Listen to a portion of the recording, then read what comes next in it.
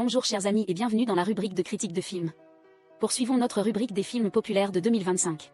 Aujourd'hui, la chaîne vous présentera le film Je veux être proche de toi. Le film débute par une bagarre dramatique entre Rohan Bakan et le groupe mené par Yan Shen-wen. Bien qu'il ne soit qu'un lycéen, Rohan Bakan a l'air désorienté et n'hésite pas à utiliser ses mains nues pour faire face. Pendant le combat, une fille apparaît de nulle part. C'était Engu Minji, qui a jeté une tasse de lait directement sur le groupe de Yan Shen-wen, pensant qu'ils intimidaient un camarade de classe. Sans hésitation, elle a averti à haute voix qu'elle appellerait la police s'il ne se retirait pas immédiatement. Quand Rohan Bakan a vu la situation devenir tendue, il a immédiatement tiré Engu Minji par la main et s'est enfui. Ils se sont précipités dans des rues étroites, ne s'arrêtant que lorsqu'ils se sont cachés derrière un mur, essoufflés par la fatigue. Dans ce moment précipité, Rohan Bakan a soudainement ri en voyant Engu Minji manger calmement des bonbons. Mais il s'est avéré qu'elle ne faisait pas que manger, elle a jeté les bonbons sur la route, faisant glisser et tomber les poursuivants en désordre. Sans perdre l'occasion, elle l'a immédiatement pris par la main et a continué à courir sans se retourner. Après une course-poursuite digne d'un film d'action, ils ont finalement atteint la gare et ont poussé un soupir de soulagement. Voyant sa tenue de sport, Engu Minji n'a pas pu cacher sa curiosité, pensant que Rohan Bakan faisait sûrement du sport car il avait combattu et couru sur une longue distance sans se fatiguer. Il a confirmé puis lui a demandé avec curiosité. Engu Minji a répondu qu'elle ne faisait pas de sport mais qu'elle s'entraînait pour un marathon. En regardant la petite fille menue, Rohan Bakan s'est demandé si elle aurait assez de force pour courir. Engu Minji a immédiatement riposté en lui rappelant subtilement que c'était elle qui l'avait aidé à s'échapper. Après cette évasion dramatique, les deux ont finalement appris leur nom. Pendant qu'ils parlaient, le train a freiné brusquement, faisant tomber Engu Minji en arrière. Rohan Bakan l'a rapidement rattrapé, créant involontairement un moment de gêne et de confusion entre eux. Engu Minji a continué à babiller, lui demandant pourquoi il n'avait pas appelé la police quand il avait été frappé. Elle lui a conseillé d'être plus prudent la prochaine fois car elle ne serait pas toujours là pour l'aider. Mais Rohan Bakan a juste souri faiblement, affirmant que Yan Shen-wen ne pouvait rien lui faire. Avant de partir, il lui a dit de se protéger et de protéger sa nourriture. Une légère caresse sur la tête en guise d'adieu, puis chacun est parti dans sa propre direction, concluant leur première rencontre. 3 mois plus tard, à l'Académique 5e, Engu Minji était non seulement première en littérature mais aussi célèbre pour sa capacité à écrire des lettres d'amour. Elle aidait souvent ses amis à écrire des lettres pour avouer leurs sentiments, et cette fois-ci, c'était pour sa meilleure amie Hwang Sonyam. Les mots écrits par Engu Minji ont ému Hwang Sonyam elle-même. Quand on lui a demandé à qui elle enverrait la lettre, Hwang Sonyam a seulement pointé du doigt le terrain de basket où 4 garçons célèbres, Lee Shaoyang, Jia Shuao, Shen Tuji et Rohan Bakan, étaient en train de jouer. Son regard ne quittait pas le terrain, elle a même changé le nom du destinataire dans la lettre à plusieurs reprises, laissant Engu Minji bouche bée, incapable de comprendre l'inconstance de son ami. Finalement, Hwang Sonyam a conclu que la personne qu'elle aimait le plus était Rohan Bakan, le capitaine de l'équipe de basketball, un génie surnommé le dieu du terrain. Engu Minji a regardé vers Rohan Bakan, le cœur légèrement troublé en se remémorant leur première rencontre 3 mois auparavant. Après les cours, Hwang Sonyam a voulu envoyer la lettre, mais dès qu'elle a vu Rohan Bakan et ses 3 amis sortir, elle a paniqué, rougi et s'est enfuie. Les amis de Rohan Bakan les ont vus et ont deviné que les deux filles voulaient avouer leurs sentiments. Voyant Engu Minji avec ses cheveux courts et son apparence dynamique, ils ont plaisanté en disant qu'elle devait être une athlète et ont parié pour savoir qui devinerait juste. Mais Rohan Bakan est resté silencieux. Dans un café tranquille, Engu Minji s'est regardé avec un mélange de reproche et d'affection en voyant Hwang Sonyam manquer une occasion en or de donner la lettre d'amour. Elle ne comprenait pas pourquoi Hwang Sonyam hésitait autant, car au pire, elle ne serait que rejetée, ce n'était pas si grave. Hwang Sonyam a avoué à voix basse à Engu Minji que peut-être elle avait effacé et réécrit trop de fois, ce qui avait fait perdre à la lettre son émotion. Elle a hésité avant de demander à Engu Minji de lui en écrire une autre. Engu Minji a accepté, mais en a profité pour demander clairement à son amie jusqu'où elle connaissait Rohan Bakan, l'homme de ses rêves. Hwang Sonyam a affirmé avec certitude, puis a énuméré clairement des informations sur Rohan Bakan, sa taille, son poids, sa situation familiale, et surtout son record invaincu en basketball. Mais Engu Minji ne s'est pas arrêtée aux apparences. Elle a légèrement penché la tête et a demandé plus d'informations sur les relations sociales de Rohan Bakan, qu'elle considérait comme assez compliquées. Dans sa tête résonnait encore le souvenir de son premier jour d'école, elle avait accidentellement surpris une conversation entre le directeur et une autre personne. Le contenu de la conversation l'a surprise, bien que Rohan Bakan soit le premier de sa promotion, il était impliqué dans une bagarre avec des voyous, et la nouvelle avait même failli être publiée dans les journaux.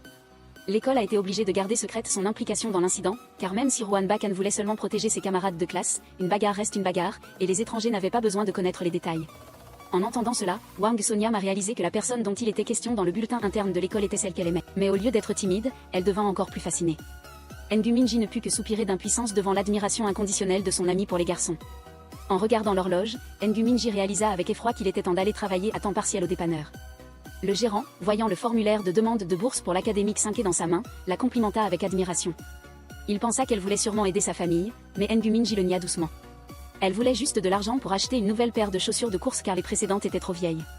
Quand il l'entendit confirmer qu'elle avait vraiment décidé de participer au marathon qui aurait lieu dans 2 mois, le gérant n'a pas caché sa surprise et son admiration, et a promis de venir l'encourager. Avant de quitter le magasin, Engu Minji a demandé à faire plus de travail en distribuant des prospectus pour gagner un peu d'argent. Le gérant a accepté de lui donner une petite pile pour essayer. Avant qu'elle ne parte, il lui a glissé un sac rempli de nourriture périmée du jour, lui disant de ne plus les utiliser après-demain. Le lendemain matin, Ngu Minji était à l'école tôt, commençant son travail de distribution de prospectus à ses camarades de classe. Quand elle a vu Rohan Bakan, elle s'est approchée mais il ne l'a pas reconnu. Elle s'est tournée vers Hwang So-nyam, qui se tenait non loin de là, et lui a rappelé de profiter du fait qu'il n'y avait pas beaucoup de monde pour donner la lettre d'amour. Au même moment, un ballon est arrivé de nulle part et a frappé Ngu Minji à la tête. Elle a chancelé, perdu l'équilibre et est tombée directement sur Rohan Bakan. Rohan Bakan l'a immédiatement portée à l'infirmerie. Au même moment, Jia Shuao a ramassé les prospectus éparpillés et a accidentellement vu une lettre d'amour. Il l'a donnée à Li Shaoyang, ce qui leur a fait croire à tort que Ngu Minji avait l'intention d'avouer ses sentiments à Rohan Bakan. À l'infirmerie, Ngu Minji s'est réveillée après un profond sommeil. Quand elle s'est étirée, elle a remarqué que Rohan Bakan était assis à côté d'elle. Rohan Bakan lui a dit qu'elle avait dormi plus d'1 heure et que le médecin avait diagnostiqué une légère hypoglycémie due à la faim et au manque de sommeil. Il lui a donné un gâteau pour qu'elle reprenne des forces. Ngu Minji s'est excusé avec embarras de l'avoir dérangé, mais Rohan Bakan a affirmé que ce n'était pas sa faute, prévoyant même de demander à Jia Shuao et à toute l'équipe de basketball de venir s'excuser auprès d'elle. Immédiatement après, Hwang So-nyam est venu rendre visite à Ngu Minji, mais son objectif principal était clairement d'admirer Rohan Bakan. Réalisant le regard lumineux de son ami, Ngu Minji a intelligemment fait semblant d'avoir mal à la tête. Elle a retenu Rohan Bakan pour donner à Hwang So-nyam une chance de l'approcher. Elle lui a même demandé de laisser son numéro de téléphone au cas où il y aurait des complications après le choc du matin. Comme il n'avait pas son téléphone, il a écrit son numéro sur la main de Ngu Minji, mais cette scène a été involontairement vue par Qin Shijiao, une fille secrètement amoureuse de Rohan Bakan. Dans un accès de jalousie, elle a cherché Rohan Bakan et a dénigré Ngu Minji, le mettant en garde contre les filles qui étudient tout en cherchant à l'approcher comme elle. Cependant, Rohan Bakan a répondu froidement et est parti. Ce soir-là, Ngu Minji et Hwang So-nyam sont retournés au terrain de basket pour retrouver les dépliants perdus, y compris la lettre d'amour. Hwang So-nyam était inquiète que l'équipe de basket ne les ramasse, ce qui serait très embarrassant, tandis que Ngu Minji a dit nonchalamment qu'elle l'avait écrit pour que Rohan Bakan le lise, puis s'est soudainement souvenu qu'elle avait elle-même la feuille et que s'il pensait que c'était elle qui l'avait écrite. Peu de temps après, Qin Shijiao et son groupe d'amis sont venus aborder les deux filles. Ils ont dit que l'équipe de basket avait ramassé tous les dépliants ce matin et ont conseillé à Ngu Minji de ne pas hésiter à demander de l'aide si elle en avait besoin. Leur attitude apparemment gentille a mis Ngu Minji et Hwang So-nyam en confiance, sans savoir que derrière leur dos, Qin Shijiao montrait déjà de l'envie et des calculs. Ngu Minji ne se doutait pas que la bouteille d'eau froide qu'on lui avait donnée avait effacé le numéro de téléphone sur sa main. Pendant ce temps, la lettre d'amour était parvenue à Rohan Bakan. Il l'a lue en silence et a découvert sous le cœur un autre nom, Li Shaoyang. Il a ri, trouvant la lettre bâclée et naïve. Ngu Minji a ensuite dû essayer de rappeler le numéro 78 fois sans succès car les deux derniers chiffres avaient été effacés. Hwang So-nyam fut déçu que la lettre d'amour ait disparu avant d'avoir pu être envoyée. Mais toute tristesse fut immédiatement oubliée lorsque ses yeux s'illuminèrent en voyant Shen Tuji passer. En courant pour le suivre, elle bouscula accidentellement Yan Shenwen. Un de ses subordonnés, reconnaissant Ngu Minji comme celle qui les avait autrefois entravés, ordonna immédiatement à deux autres d'entrer dans la librairie où elle se trouvait pour créer des problèmes. Pendant que Ngu Minji essayait de recomposer le numéro de téléphone, les deux hommes firent irruption, prétextant vendre de fausses cigarettes et exigeant un remboursement. Elle exigea intelligemment une preuve d'achat pour prouver l'origine du produit, mais ils n'en avaient pas et commencèrent immédiatement à casser des choses. À ce moment-là, Rohan Bakan est apparu. Il leur a froidement demandé de sortir et de ne pas intimider les femmes. Ces coups froids ont mis les deux voyous à terre. Quand l'un d'eux a péniblement demandé ce qu'elle était pour lui, Rohan Bakan a répondu sans hésitation qu'elle était sa petite amie. Après la confrontation, Ngu Minji a trottiné derrière lui. De retour, Ngu Minji l'a interrogé sur la raison pour laquelle Rohan Bakan les avait emmenés si loin pour résoudre le conflit. En réponse, il a calmement dit que s'il se battait dans son magasin, et que son supérieur le découvrait par malheur, son travail futur en pâtirait. Ngu Minji expliqua, embarrassée, qu'elle l'avait suivi parce qu'elle s'inquiétait qu'il soit blessé, mais elle ne put cacher sa surprise de le voir apparaître ici. Rohan Bakan répondit simplement qu'il passait par hasard. Au moment où elle s'apprêtait à chercher des médicaments pour sa blessure à la main, Rohan Bakan refusa catégoriquement et partit. C'est alors que Ngu Minji se souvint des dépliants perdus sur le terrain de basket et qu'on lui avait dit que l'équipe de basket les avait ramassés. Elle lui demanda, et Rohan Bakan lui dit naturellement qu'ils étaient chez lui. Elle lui demanda alors joyeusement de les lui rendre lorsqu'il lui demanda si elle n'avait besoin que de quelques dépliants. Subitement, une inquiétude grandit en elle, aurait-il vu la lettre d'amour? Un client entra dans le magasin, interrompant la conversation. Ngu Minji rangeait quand elle reçut un appel de Rohan Bakan.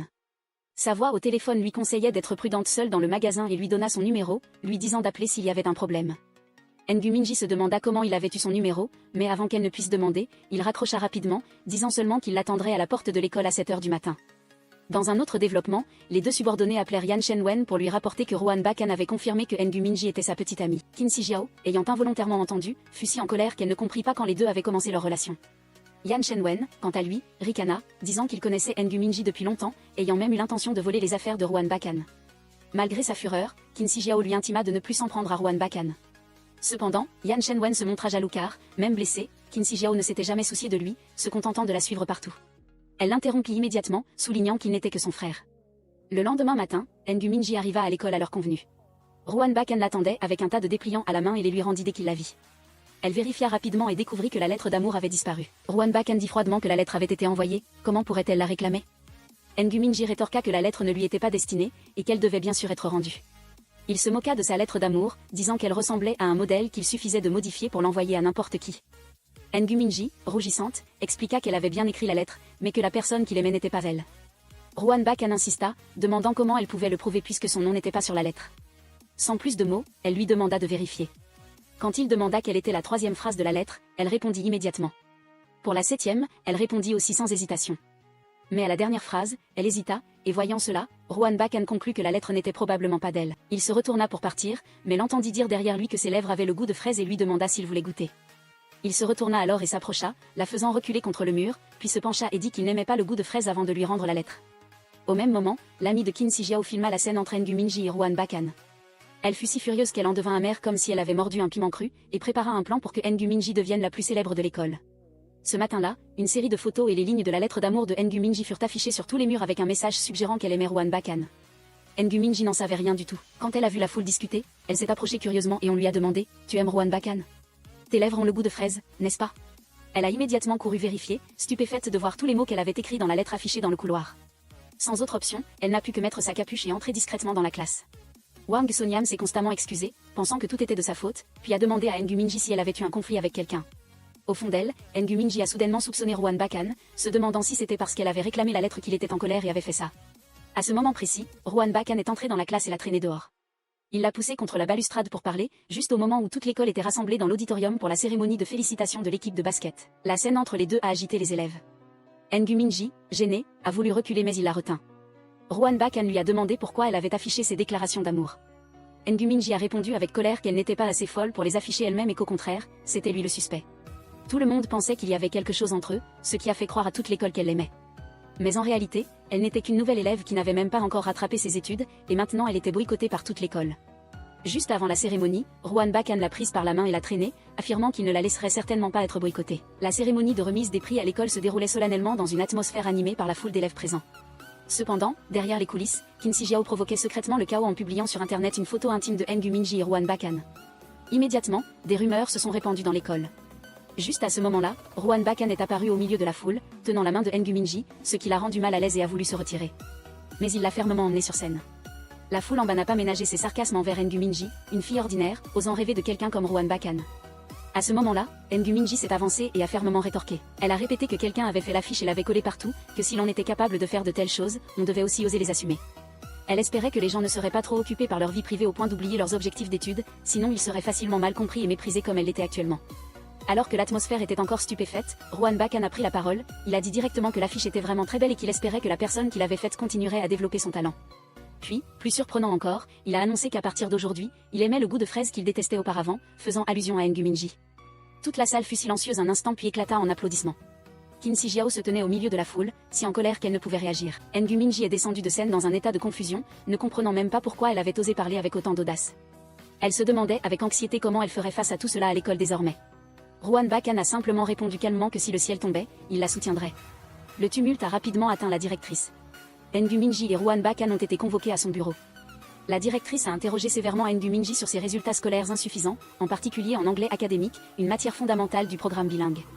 Elle a estimé que même si N'Gu Minji obtenait de bonnes notes dans les matières spécialisées, tous ses efforts seraient vains si elle n'atteignait pas le niveau linguistique requis. Elle soupçonnait que l'esprit de N'Gu Minji n'était plus concentré sur ses études mais seulement sur l'écriture de lettres d'amour.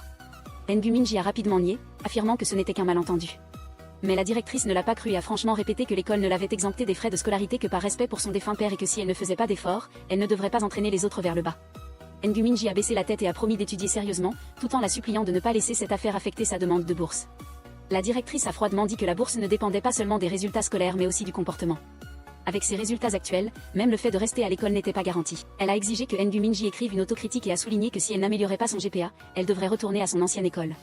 Rowan Bakan, qui se tenait à côté depuis le début, a alors pris la parole.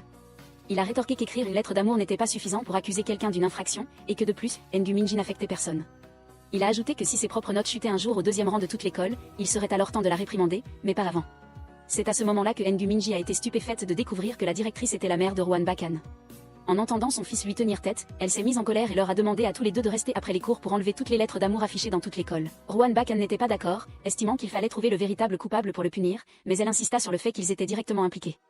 Elle dit même sévèrement à son fils que ce n'était pas le moment pour les histoires d'amour. Rowan Bacon se contenta de sourire et de répondre que si sa mère avait tiré une telle conclusion, il n'avait d'autre choix que d'obéir. N'Gu Minji resta, baissa la tête et s'excusa auprès de la directrice, qui lui dit que si elle voulait continuer à étudier à l'école, elle devait respecter sérieusement le règlement intérieur. Quant à sa situation familiale, elle en tiendrait compte lors de l'examen de sa demande de bourse.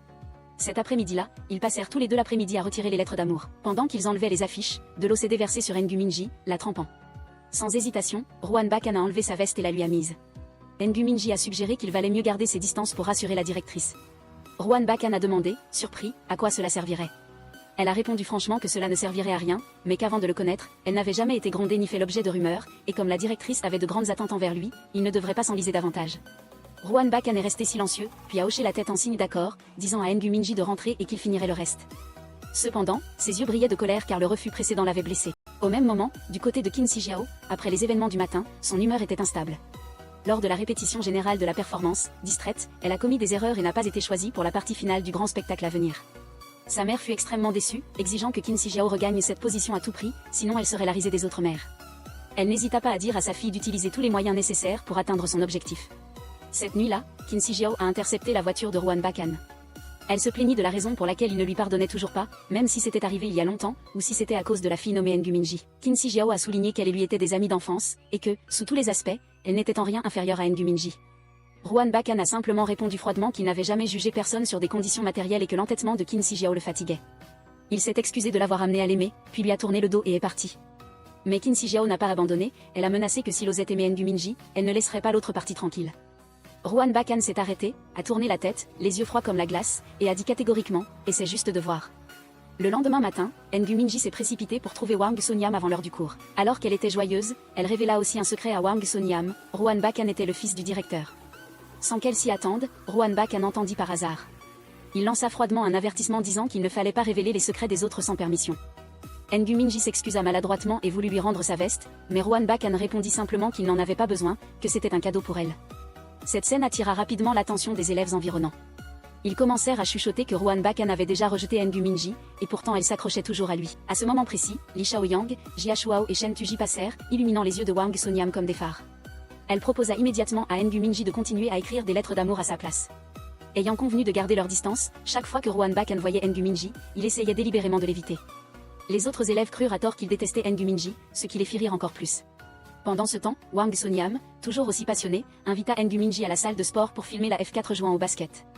Malheureusement, Rowan Bacon les découvrit et N'Gu Minji s'enfuit, gêné. Après l'école, Rowan Bacon emmena son groupe d'amis pour retirer les affiches. Peu après, N'Gu Minji apporta un bassin d'eau, surprise de voir tout le monde présent. Jia Shuao répondit en riant qu'il ne faisait que l'aider sur ordre de leur grand frère. N'Gu Minji, stupéfaite, dit alors à Rowan Bacon qu'elle n'avait besoin de l'aide de personne. Rowan Bacon la regarda avec intérêt, disant que la veille elle voulait garder ses distances, et qu'aujourd'hui elle ne cessait de créer des occasions de se rencontrer. N'Gu Minji, furieuse, prit la main de Hwang Sonyam et l'entraîna. Le groupe F4 continua à nettoyer les papiers sans un mot de plus. Le soir, la mère de Rowan Bacon rentra à la maison, annonçant que plusieurs équipes de basket étrangères avaient envoyé des invitations par email pour des matchs, y compris l'Université de Californie à Los Angeles.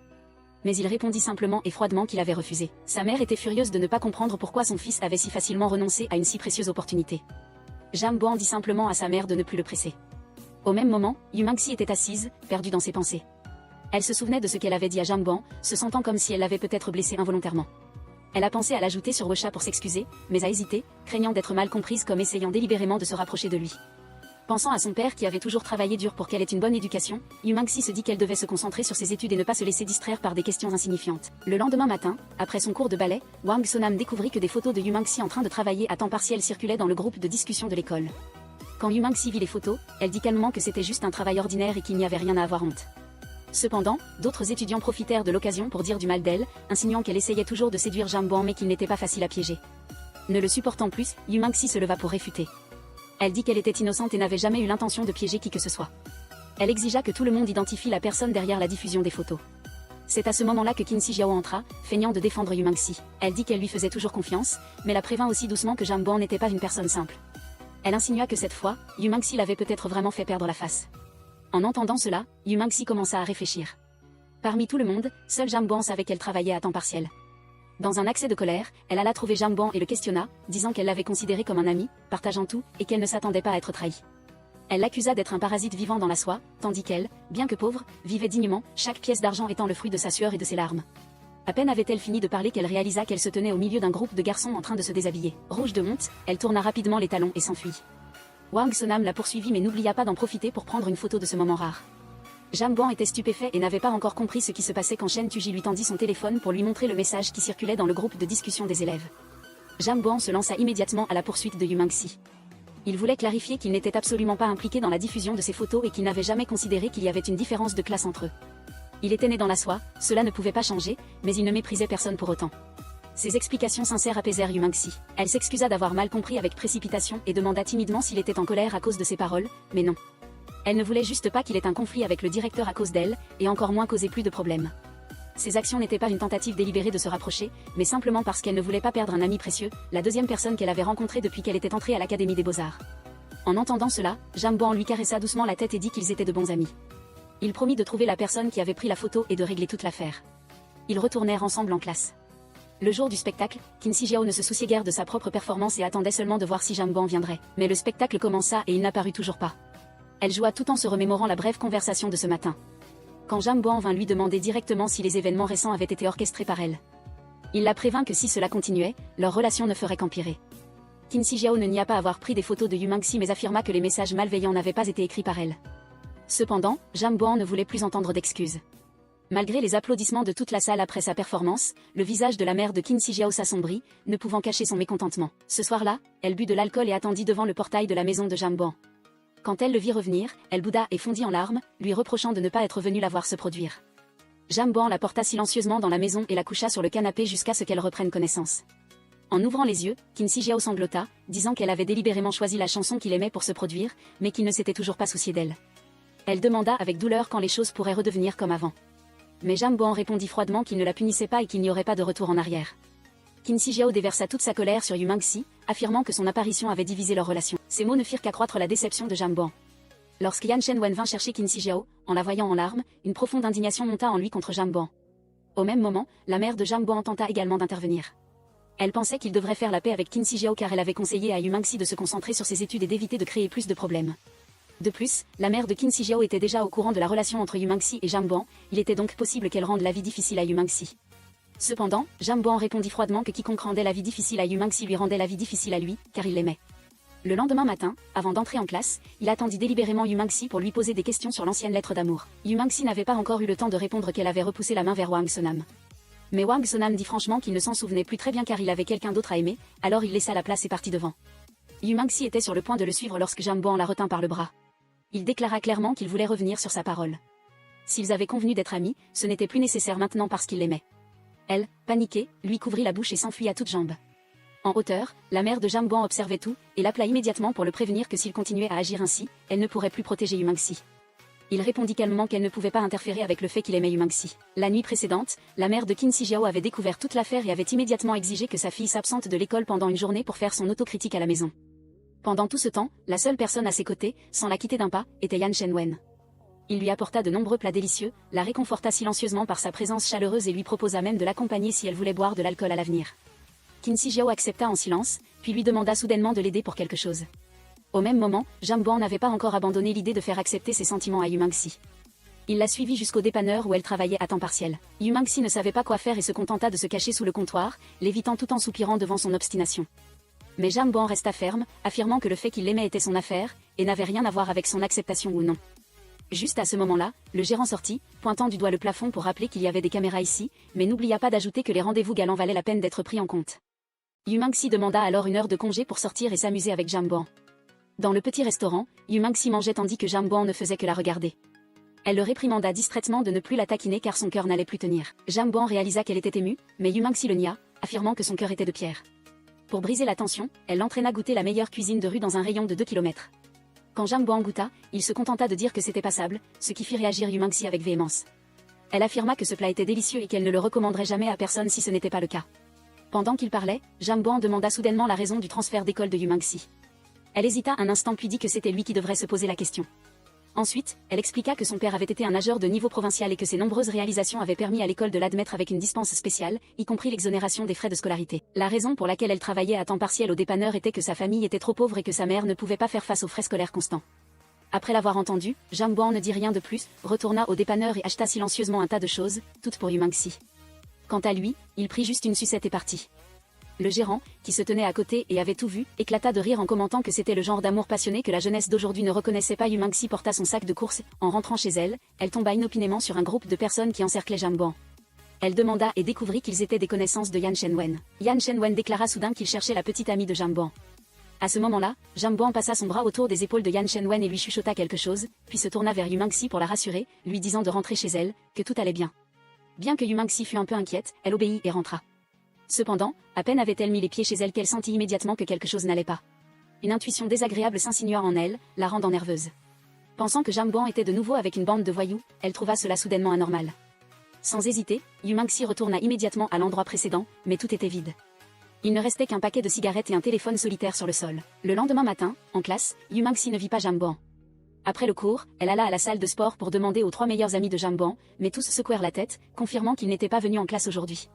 Quand Yu Mangsi dit que le téléphone de Jamboan était toujours avec elle et qu'elle craignait qu'il ne lui soit arrivé quelque chose de grave, Lee Shawayam chassa rapidement cette inquiétude, disant que Jamboan était grand et qu'il irait bien. Cependant, quand Yu Mangsi demanda de lui rendre le téléphone, Jia Shuao l'en empêcha immédiatement, comme si le téléphone était un objet tabou. Lee Shawayam comprit et lui suggéra d'aller directement chez Jamboan. Ils échangèrent des contacts WeChat et elle reçut l'adresse de sa maison. Le soir, pendant son quart de travail au dépanneur, son esprit vagabondait. En regardant l'écran, elle sentit soudainement un frisson lui parcourir le dos, un sentiment d'insécurité se répandant dans son cœur comme un vent froid soufflant à contre-courant. Le gérant remarqua le visage pâle de Yu Mangsi et lui proposa de l'aider pour le quart de nuit. Elle baissa la tête pour le remercier et partit immédiatement, voulant appeler Wang Sonam pour qu'elle l'accompagne, mais son ami était occupé. Finalement, Yu Mangsi décida d'aller seule chez Jamboan. À ce moment-là, Jamboan était assis chez lui, le corps couvert de blessures. Il s'avéra que la nuit dernière, Yan Shenwen l'avait forcé à choisir entre aller voir Qin Shi Jiao ou subir une raclée. Il préférait rester immobile et se faire frapper plutôt que de faire ce qu'il ne voulait pas, et encore moins d'impliquer Yu Mangsi. Quand Yu Mangsi arriva, elle se tint devant la porte, essayant de se calmer en se disant que son seul but était de lui rendre son téléphone. Mais quand la porte s'ouvrit et que Jamboan apparut, il fut surpris de la voir, puis sourit devant son intérêt. Yu Mangsi lui rendit simplement son téléphone en silence, puis se retourna pour partir. En la voyant, Jamboan courut immédiatement se cacher dans la maison.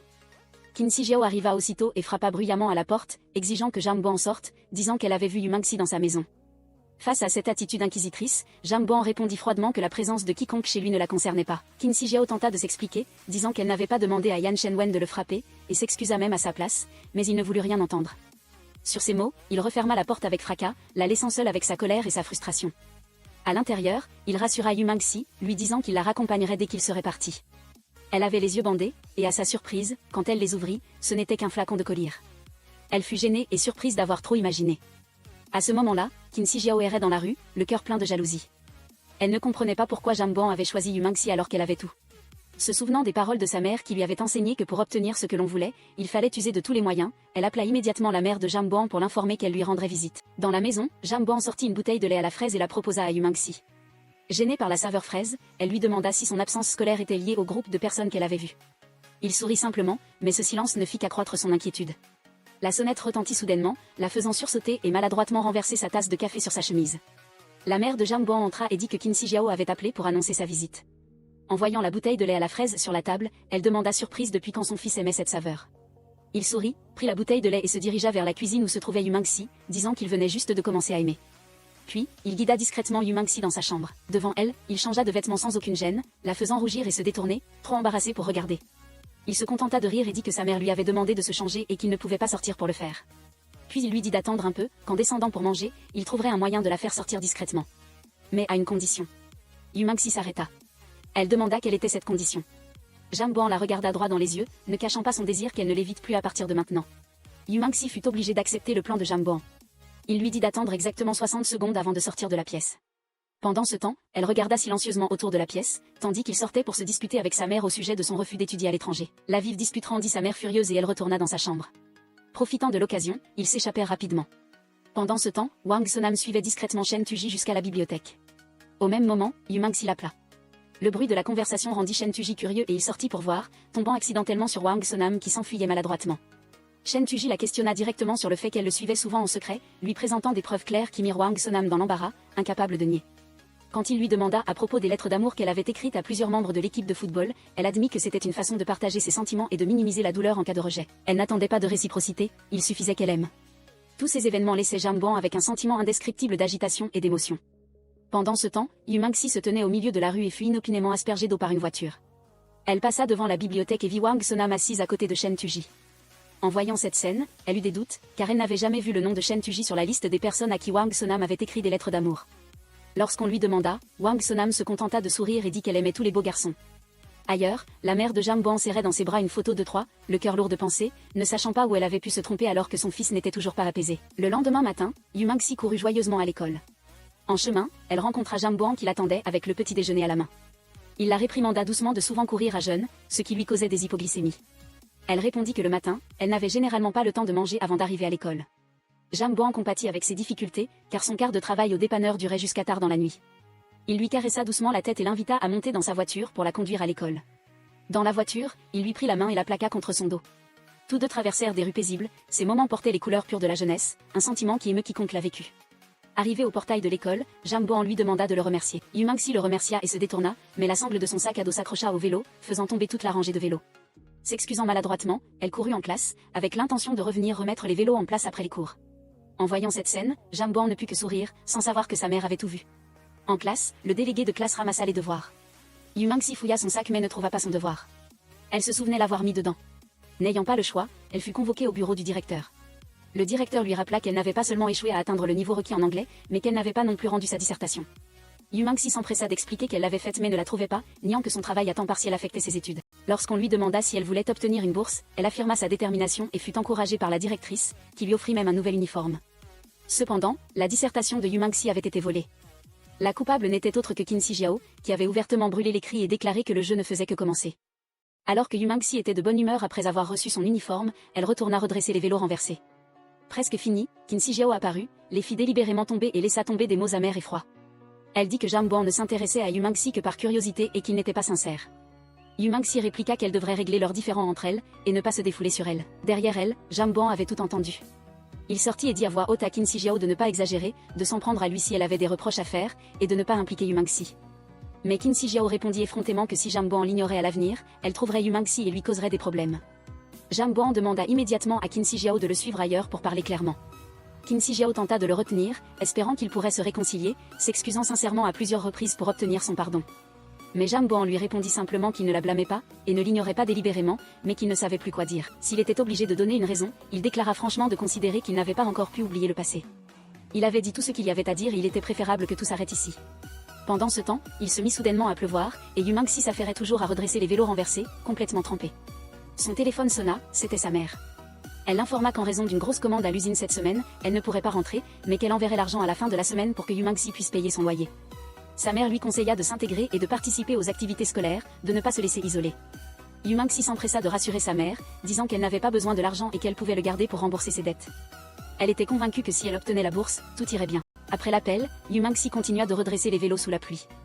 Des murmures d'élèves derrière elle suggéraient qu'elle n'était pas digne de rester à l'école des beaux-arts. Une voiture la percuta à la jambe, la laissant douloureuse et humiliée. La pluie semblait noyer sa solitude. Des souvenirs de son père affluèrent, de celui qui la protégeait, la portait chaque fois qu'elle tombait. Maintenant, au milieu de la pluie et du vent, elle n'avait plus qu'elle-même.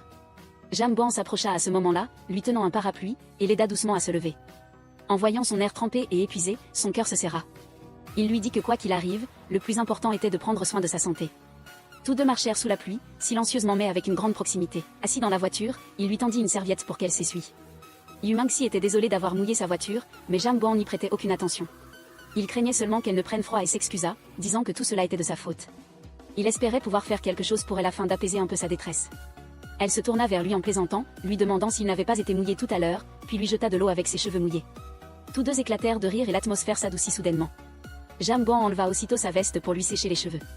Depuis la mort de son père, c'était la première fois qu'un homme se souciait autant d'elle. Avant de se séparer, Jang-Ban voulut accompagner Yu Mangsi jusque chez elle pour s'assurer que la pluie ne l'avait pas fatiguée. Voyant que ses vêtements étaient tout mouillés, Yu Mangsi lui donna aussitôt un vieux vêtement de son père pour qu'il se change.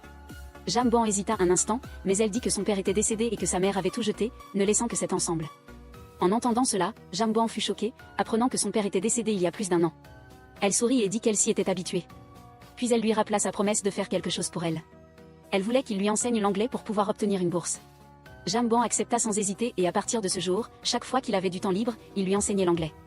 Yumangsi était tout aussi déterminée, s'efforçant de s'améliorer petit à petit. La vie reprit progressivement son rythme habituel. Chaque matin, elle courait à l'école tandis qu'il la suivait discrètement en voiture. Un jour, alors qu'elle étudiait des mots en marchant, elle trébucha.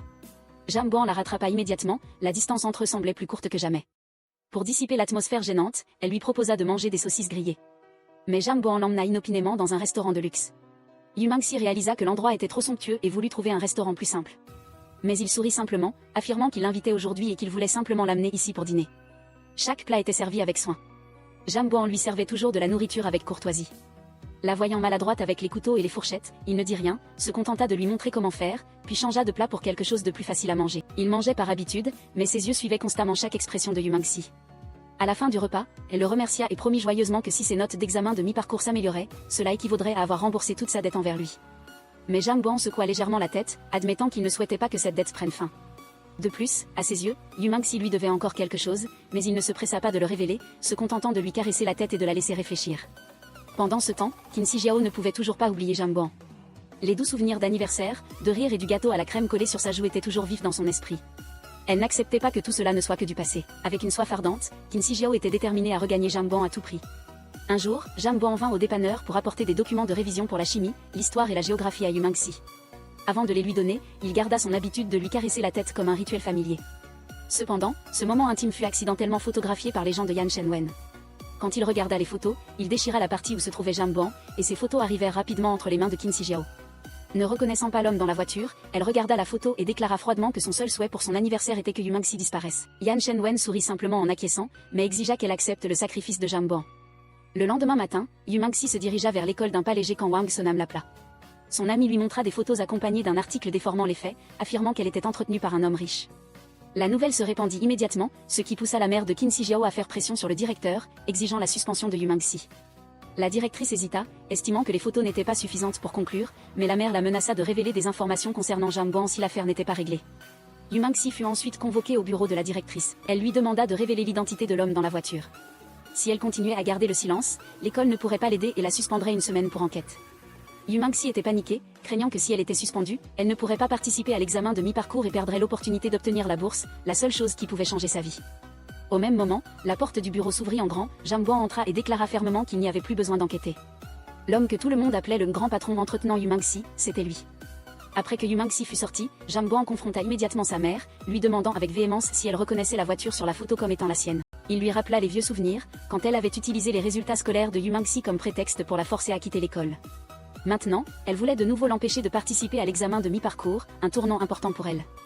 Il n'acceptait pas cela, surtout quand il savait que la pression que Yumangsi subissait ne venait pas de ses mauvaises notes, mais de sa situation familiale. Sa mère était souvent absente, la laissant prendre soin d'elle-même comme une vraie parente. En tant qu'enseignante, sa mère ne s'était jamais vraiment souciée de cette jeune fille. Cependant, en réponse à la colère de son fils, elle répondit calmement qu'elle se souciait de Yumangsi à sa manière. En même temps, il a été souligné que la situation à l'école n'était pas aussi simple qu'il le pensait, avec le conseil scolaire au-dessus et les parents et élèves en dessous, et que tout ne pouvait pas être résolu d'un simple geste. Sa mère lui a demandé de s'occuper de son avenir d'études à l'étranger au lieu de rester constamment près d'une fille. Au même moment, dans un autre coin de l'école, Wang Soniam était extrêmement indignée de ce que Ngo Minji avait dû endurer. Elle lui a juste doucement dit de considérer cela comme quelques jours de repos et de la laisser copier les cours pour elle. Malgré sa douceur, tout le monde pouvait sentir la douleur qui la déchirait. Quant à Ruan Bakan, après sa confrontation avec sa mère, il n'avait plus l'esprit à jouer au basket. L'image de Ngo Minji dans un salon de coiffure ce jour-là lui revint en mémoire. Elle est apparue avec un visage mélancolique, se rendant au salon juste pour vendre ses longs cheveux. Avec seulement 1200 yuans obtenus de ses cheveux, elle a immédiatement appelé sa mère, lui disant avec enthousiasme qu'elle avait gagné une bourse, qu'elle avait une prime ce mois-ci et qu'elle n'avait plus besoin que sa mère lui envoie de l'argent de poche. Elle a également promis d'inviter sa mère à un bon repas quand elle reviendrait. Ces mots l'ont fait pleurer et Ruan Bakan a compris plus que jamais que l'examen de mi-parcours était le seul espoir pour Ngo Minji de continuer à accompagner sa mère dans son voyage difficile. Un après-midi pluvieux, Ngo Minji, sur le chemin du retour, a été soudainement tiré par le bras par un homme. Il s'est avéré qu'il fuyait ses poursuivants. Une fois certain que tout danger était écarté, il a retiré sa capuche, révélant le visage familier de Jing Xiu, l'ami d'enfance de Ngo Minji. Mais la joie des retrouvailles n'a pas duré longtemps avant que Ruan Bakan n'apparaisse, s'interposant entre les deux. Ses yeux vigilants ont scruté l'étranger se tenant à côté de Ngo Minji. La rencontre a plongé les trois dans une situation embarrassante, au point que Ngo Minji a dû leur crier d'arrêter. La tension n'avait pas encore eu le temps de retomber que Yan Shenwen est apparu inopinément, les bloquant. Sachant qu'ils n'avaient pas de bonnes intentions, les trois ont rapidement collaboré pour riposter, dispersant son groupe et s'enfuyant ensemble. Après son retour à la maison, Ngu Minji a changé de vêtements et sa mère est entrée inopinément. Voyant deux jeunes hommes étranges dans la maison, elle a demandé des explications, confuse. Ngu Minji a immédiatement expliqué, et sa mère a rapidement reconnu Jing Xiu, le garçon qui jouait avec sa fille autrefois. Voyant sa fille s'intégrer joyeusement avec ses amis, elle a poussé un soupir de soulagement, car elle avait toujours craint que sa fille ne vive plus à l'école. Ruan Bakan n'avait pas encore eu le temps de s'installer que sa mère l'a rappelé à la maison. Avant de partir, il n'a pas oublié de promettre à la mère de Ngu Minji qu'il reviendrait une autre fois. Il a également insisté pour que Ngu Minji le raccompagne jusqu'à la porte, où il l'a doucement rassuré en lui disant qu'il trouverait un moyen de résoudre son problème de suspension. Et si elle se sentait encore frustrée, elle n'avait qu'à le mordre pour se défouler. Elle a ri en répondant qu'elle n'était pas un chien pour mordre les gens. Avant de partir, il l'a de nouveau interrogée avec inquiétude sur sa relation avec Jing Xiu. En entendant Ngu Minji dire qu'ils n'étaient que des amis d'enfance et qu'elle le considérait toujours comme un petit frère, Ruan Bakan s'est enfin senti rassuré. Cependant, il était loin de se douter que pendant qu'il partait le cœur tranquille, Jing Xiu avait une autre intention. Il ne considérait pas Ngu Minji comme une simple parente et n'avait aucune intention de la quitter. Jing Xiu a dit à sa mère qu'il étudiait la boxe à l'école de sport et qu'il voulait lui demander un service concernant un logement. En entendant cela, sa mère a immédiatement accepté, pensant que sa fille se sentirait plus en sécurité avec un ami à ses côtés pendant qu'elle travaillait. Le lendemain matin, Ngu Minji s'est levée tôt pour aller courir. Avant de quitter la maison, elle a soigneusement préparé 2 gâteaux à emporter. Jing Xiu l'a vu, en a pris un et a découvert qu'ils étaient tous les deux périmés depuis plusieurs jours. Pendant le petit déjeuner simple, Jing Xiu a essayé de s'enquérir de l'avis de Ngu Minji. Même si elle disait que tout allait bien en souriant, il a compris à quel point elle avait dû travailler du rien qu'en la voyant manger une boulette chaude sans oser la recracher. Sans un mot de plus, il lui a simplement tendu un mouchoir pour s'essuyer la bouche, comme une habitude attentionnée. Ngu Minji l'a regardé avec une expression significative, étonné de l'attention de son ami d'autrefois, puis a demandé avec curiosité s'il avait une petite amie. Mais Jing Xiu a juste secoué la tête, il était toujours le garçon simple d'autrefois. Dans un autre coin, Wang Sonyam discutait avec Shen Tuji. Elle fut surprise d'apprendre qu'il avait subi une ancienne blessure, une déchirure des ligaments et du ménisque, même s'il semblait toujours en bonne santé. Shen Tuji l'a rassuré en disant qu'il suffisait de prendre le soleil et de prendre du calcium pour que tout se rétablisse progressivement. Quand elle a posé des questions par intérêt pour l'équipe de football, il a pensé qu'elle s'intéressait à lui. Bien que ce ne soit qu'une plaisanterie, le regard de Shen Tuji était un peu sérieux. Il lui a demandé de garder cette blessure secrète, puis ils se sont allongés tous les deux au soleil. Shen Tuji a même doucement tendu la main pour qu'elle puisse y poser sa tête, créant un moment intime indescriptible. Pendant ce temps, Qin Shijiao a fait irruption dans la salle d'entraînement, interrogeant Yan Shenwen sur le sacrifice de Ruan Bakan. Yan Shenwen a répondu froidement que tout avait un prix. Malgré sa colère, lorsque le regard de Qin Shijiao a involontairement balayé le corps de Yan Shenwen, elle a senti son cœur s'emballer, comme attiré par quelque chose de vague et de dangereux. Ruan Bakan, voulant que Ngu Minji retourne à l'école, s'est humiliée en allant voir Qin Shijiao pour lui demander de l'aide. Elle n'a pas laissé passer l'occasion de poser ses conditions. Si elle devait l'aider, il devait sortir publiquement avec elle lors du prochain spectacle, et même lui offrir des fleurs devant la foule. Bien qu'il ait résisté intérieurement, pour Ngu Minji, il a été contraint de mordre la poussière et d'accepter un rendez-vous d'une journée. Comme promis, le jour du spectacle, Ruan Bakan est apparu avec un bouquet de fleurs, ce qui a stupéfié Wang Sonyam, qui s'est empressé de prendre des photos comme preuve et de les envoyer à Ngu Minji. En recevant les photos, Ngu Minji n'a pu s'empêcher d'être furieuse. En elle, les vieilles rancunes n'étaient pas encore apaisées, et maintenant elle voyait les 2 personnes intimes au milieu de la foule. Jing Xiu a remarqué que Ngu Minji marmonnait seul et s'est approché pour voir.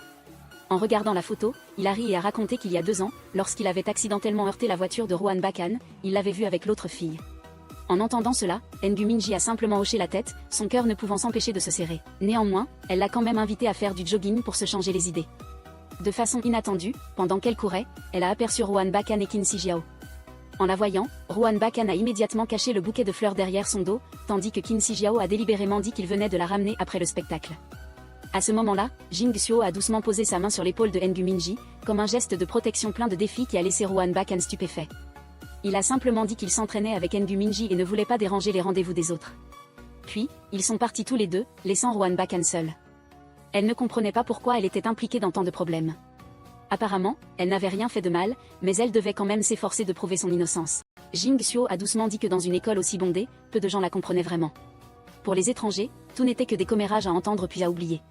Si elle pouvait simplifier les choses dans son cœur, tout serait beaucoup plus léger.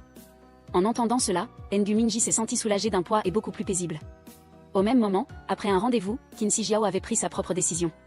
Elle a réalisé qu'elle ne pouvait plus aimer Ruan Bakan. Un homme comme lui ne méritait pas son amour sincère. À partir de maintenant, ils ne devraient être que des amis ordinaires. Les mots étant prononcés, il n'y avait plus de retour en arrière, elle ne se laisserait certainement plus jamais embarrasser. Ruan Bakan, en entendant cela, a simplement hoché la tête en silence, acceptant son nouveau rôle dans cette relation. Quant à Ngu Minji et Jing Xiu, ils se sont tous deux rendus au dépanneur familier. Le gérant lui a donné un sac de gâteaux et lui a rappelé d'éteindre les lumières en rentrant. Jing Xiu a pris le sac de gâteaux et a découvert qu'ils étaient tous presque périmés, reconnaissant immédiatement l'origine des gâteaux de l'autre matin. Ngu Minji a franchement admis qu'elle essayait toujours d'économiser et d'éviter le gaspillage alimentaire. Jing Xiu a commencé à s'inquiéter et a demandé à Ngu Minji combien son oncle devait encore, et qu'il pouvait l'aider si nécessaire. Il a deviné que si ce n'était pas à cause du père de Ngu Minji, son oncle n'aurait pas été tenté d'investir et n'aurait pas été escroqué de son argent. Ngu Minji, en entendant cela, a juste répondu doucement que si l'on suivait cette logique, tout était aussi de sa faute. Cette année-là, si son père ne l'avait pas forcée à passer l'examen pour le département des talents, elle ne se serait probablement pas précipitée sur le chemin de l'argent. Cependant, tout cela était du passé, et maintenant elle avait une solution. Elle croyait pouvoir rembourser toutes ses dettes cette année. Les deux ont quitté silencieusement le magasin et sont rentrés ensemble tard dans la nuit. Ruan Bakan avait alors appelé Ngu Minji, mais elle n'a pas décroché.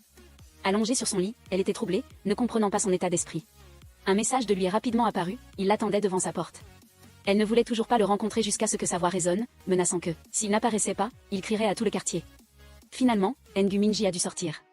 Ruan Bakan a immédiatement expliqué qu'il n'y avait absolument rien entre lui et Qin Shijiao. Ngu Minji a répondu froidement que c'était vrai qu'il n'y avait rien, juste des câlins et des fleurs. Face à sa réaction, Ruan Bakan a commencé à insister pour savoir si elle était jalouse. Qui était Jing Xiu pour être avec elle tout le temps? Ngu Minji a alors clairement expliqué que Jing Xiu était juste un ami qui venait d'arriver et qui n'avait pas encore trouvé de logement stable, alors il restait quelques jours. Au même moment, l'appel du directeur retentit. Ngu Minji a reçu la nouvelle qu'elle pouvait retourner à l'école dès le lendemain. La joie l'envahit et elle a pris la main de Ruan Bakan. Soudain, elle a exprimé sa joie, s'exclamant qu'elle pouvait enfin continuer ses études, passer ses examens pour obtenir une bourse et acheter la paire de chaussures de course dont elle rêvait. Il a immédiatement posé sa main sur sa bouche, lui rappelant de ne pas faire de bruit au milieu de la nuit. Mais Ngu Minji ne pouvait cacher son bonheur, elle a continué à lui serrer la main et à la balancer sans s'arrêter. Ce matin-là, Wang Sonyam est venue chercher Shen Tuji pour soigner son genou. Elle a insisté, lui disant que s'il ne se faisait pas examiner, elle ne lui rendrait pas son sac à dos. N'ayant pas d'autre choix, Shen Tuji a dû aller à l'hôpital. Pendant qu'il attendait l'acupuncture, Wang Sonyam en a profité pour s'allonger et se reposer confortablement, comme si elle profitait d'une journée au spa. Une fois les procédures de traitement terminées, elle est allée trouver Ngu Minji, marchant et discutant avec elle. Soudain, ses pas s'arrêtèrent en voyant un message de Shen Tuji. Ngu Minji regarda avec surprise, c'était encore lui. Wang Sonyam sourit simplement, racontant qu'elle l'avait récemment accompagné à l'institut et révéla soudain que Qin Shijiao lui avait confié un secret en lui demandant de le garder. Quand les deux rentrèrent à la maison, ils rencontrèrent par surprise Jing Xiu sortant de la salle de bain, les cheveux encore mouillés, enveloppés dans une serviette. Wang Sonyam fut surprise et cracha l'eau qu'elle buvait sur lui en criant fort. Ngu Minji s'empressa d'expliquer en le présentant comme son camarade de classe, et dit à Wang Sonyam que Jing Xiu était un ancien voisin qui restait chez eux temporairement. Finalement, le jour de l'examen de garde du sceau arriva. Ngu Minji se concentrait sur son examen tandis que Ruan Bakan profitait de l'occasion pour l'admirer plus qu'il n'écrivait. Lorsque les résultats furent annoncés, Ngu Minji obtint 7A, se classant dans le top 50, mais elle était toujours inquiète car il n'y avait que 3 bourses. Wang Sonyam l'entraîna alors vers un autre tableau d'affichage où se trouvaient les résultats des bourses, et le nom de Ngu Minji figurait sur la liste. Les deux se serrèrent dans les bras, fous de joie. Ruan Bakan vit la scène et tira Ngu Minji sur le toit. Là, Ngu Minji partagea avec bonheur sa joie car ses bons résultats étaient dus à l'aide de Ruan Bakan pour les révisions. Elle le remercia également car c'était grâce à lui qu'elle avait pu reprendre ses études. Au même moment, une étoile filante traversa le ciel. Elle lui prit la main pour admirer ce moment, réduisant la distance entre eux. Puis il fit semblant de voir une autre étoile filante, et quand elle se retourna, il lui déposa un léger baiser sur la joue. Ngu Minji ne fut pas en colère, elle sourit simplement comme une confirmation tacite de leurs sentiments. De l'autre côté, bien que Qin Shijiao ait dit qu'elle abandonnerait Ruan Bakan, elle posta discrètement une photo de deux sur Weibo avec un statut plein de sous-entendus, défiant Ngu Minji. Quand Wang Sonyam vit la photo, elle l'envoya immédiatement à Ngu Minji. Sa joie s'effondra soudainement, en colère que Ruan Bakan prenne des photos avec d'autres personnes si facilement et dise qu'il l'aimait. Tout se mélangeait dans sa tête, la rendant irritée et incapable de se calmer. Le lendemain matin, n'étant pas d'humeur à courir jusqu'à l'école, Ngu Minji demanda à Jing Xiu de la raccompagner. Ruan Bakan les surprit et se mit en colère, mais elle répondit sèchement que peu importait qui la raccompagnait, cela ne le regardait pas. Leur relation n'était rien, pas des camarades de classe, et encore moins des amis d'enfance comme Ruan Bakan et Qin Shijiao. Il était stupéfait, ne comprenant pas ce qu'elle disait, tandis qu'elle était déjà entrée en classe sans même se retourner. À la récréation, Ruan Bakan jouait au basket mais ne manqua pas de surveiller Ngu Minji. Il vint l'appeler pour lui proposer de rentrer ensemble après les cours, mais fut de nouveau rejeté. À ce moment précis, le proviseur appela Ngu Minji pour lui parler en privé. Elle lui demanda pourquoi elle n'apprenait pas à nager, si c'était à cause de son passé lié à son père. Ngu Minji répondit doucement qu'elle pouvait compenser ses points avec d'autres matières. Mais la proviseure, sévère, lui dit que Tinte était une école réputée pour la natation, que son père en était fier et que s'il était encore en vie, il ne voudrait pas qu'elle se dérobe. Ensuite, elle donna à Ngu Minji une carte pour la piscine, lui demandant de garder le secret et de trouver elle-même un bon entraîneur. Quand Ngu Minji sortit, Ruan Bakan lui demanda ce que la proviseure lui avait dit, elle secoua simplement la tête en disant que c'était juste un rappel d'étudier dur, puis partit rapidement. De loin, il vit Jing Xiu venir la chercher. Un sentiment indéfinissable s'éleva en lui, mêlant irritation, anxiété et impuissance. Alors que Ngu Minji se rendait à l'école, sa trottinette électrique tomba en panne. Elle dut s'arrêter, poussa un soupir et regarda au loin. Elle ne put s'empêcher de s'inquiéter de la progression de son cours de natation obligatoire pour ce semestre. Quelle que soit la manière dont elle voulait se battre, c'était une matière indispensable à l'école Tinte. Jing Xiu, qui l'accompagnait, lui dit doucement que la natation n'était pas aussi difficile qu'elle l'imaginait, qu'il pouvait lui apprendre, mais qu'avant tout, Ngu Minji devait courageusement s'approcher de l'eau petit à petit pour sentir que l'eau n'était pas du tout effrayante. Cependant, pour revenir à la réalité, la trottinette électrique était à court de batterie, obligeant Jing Xiu à pédaler comme sur un vélo canard, ce qui avait l'air à la fois maladroit et amusant. Ruan Bakan vit la scène par hasard et ne put s'empêcher de ressentir une vague de jalousie. Il vint à l'école pour aider Ngu Minji à apprendre à nager. Il lui promit que s'il l'aidait à surmonter sa peur de l'eau, elle devrait l'appeler « mon amour ». Ngu Minji rejeta immédiatement l'idée sans même répondre. Le brouhaha entre les deux tomba involontairement sous le regard de Ruan Bakan qui passait par là. Sur l'écran de son téléphone, une série de messages non répondus alourdit encore son cœur. Ne pouvant le supporter, Ruan Bakan entra et leur demanda directement ce qu'il faisait. Jing Xiu passa aussitôt son bras autour de Ngu Minji et déclara sans hésitation qu'ils sortaient ensemble. Ruan Bakan regarda Ngu Minji droit dans les yeux, espérant une réponse claire. Cependant, Ngu Minji ne répondit que froidement que cela ne le regardait pas, qu'ils soient ensemble ou non. Ruan Bakan, furieux, lui demanda pourquoi elle ne répondait pas à ses messages, et reçut pour réponse qu'elle ne voulait pas que Qin Shi Jiao se méprenne davantage. Ruan Bakan la tira aussitôt par le bras pour s'expliquer, mais Jing Xiu s'interposa immédiatement. Ruan Bakan répliqua aussitôt que ce qui se passait entre lui et Ngu Minji ne concernait pas les étrangers. Les deux se jetèrent rapidement l'un sur l'autre, personne ne voulant céder. Ngu Minji paniqua et tenta de s'interposer, mais dans la confusion, elle tomba malheureusement dans la piscine. Les deux sautèrent immédiatement pour la secourir, et finalement ce fut Ruan Bakan qui la sortit de l'eau. Assis sur le banc, tous les trois étaient plongés dans le vide, personne ne prononçant un mot de plus. Le soir, Ngu Minji ne put dormir, les mots de Ruan Bakan résonnant dans sa tête, qu'il n'y avait vraiment rien entre lui et Qin Shi Jiao, qu'elle pouvait le croire une fois, que tout n'était qu'un malentendu. De l'autre côté, Ruan Bakan était également insomniaque, inquiet. Il réalisa que s'il ne parvenait pas à résoudre ce problème, la distance entre eux s'accroîtrait. Dans son insomnie, Ruan Bakan se rappela les mots de Jing Xiu qui disait qu'il ne savait que dire qu'il aimait mais ne comprenait rien à Ngu Minji, et que dans son monde, il n'y avait que lui-même. Cela le fit réfléchir sur lui-même. Ne supportant plus, il se rendit chez Ngu Minji et rencontra Jing Xiu pour lui demander clairement pourquoi elle avait peur de l'eau. Jing Xiu soupira et raconta que le père de Ngu Minji était décédé en sauvant quelqu'un qui était emporté par l'eau. Ruan Bakan garda le silence puis posa une autre question, combien de temps Jing Xiu comptait-il rester ici? Jing Xiu haussa simplement les épaules et répondit que cette question devrait plutôt lui être posée à lui. Cependant, Ruan Bakan ne partit pas et occupa même le canapé, ce qui les fit de nouveau se chamailler avant d'accepter de partager l'endroit pour dormir. Le lendemain matin, Ngu Minji se réveilla et éclata de rire en voyant Jing Xiu et Ruan Bakan dormir l'un sur l'autre. Ne manquant pas ce rare moment, elle prit une photo. Quand les trois s'assirent à table, Jing Xiu et Ruan Bakan continuèrent de se disputer, cette fois à cause de la nourriture. Ruan Bakan refusa catégoriquement de laisser Jing Xiu partager avec Ngu Minji, rendant l'ambiance matinale encore plus animée. Et tandis que les deux se disputaient encore, Ngu Minji annonça soudainement que tous les trois sortiraient ensemble à midi. Ce qui laissa les deux garçons stupéfaits, se regardant. Personne ne parla mais tous avaient un peu d'attente. Tous les trois expérimentèrent ensemble des jeux qu'ils n'avaient jamais essayés.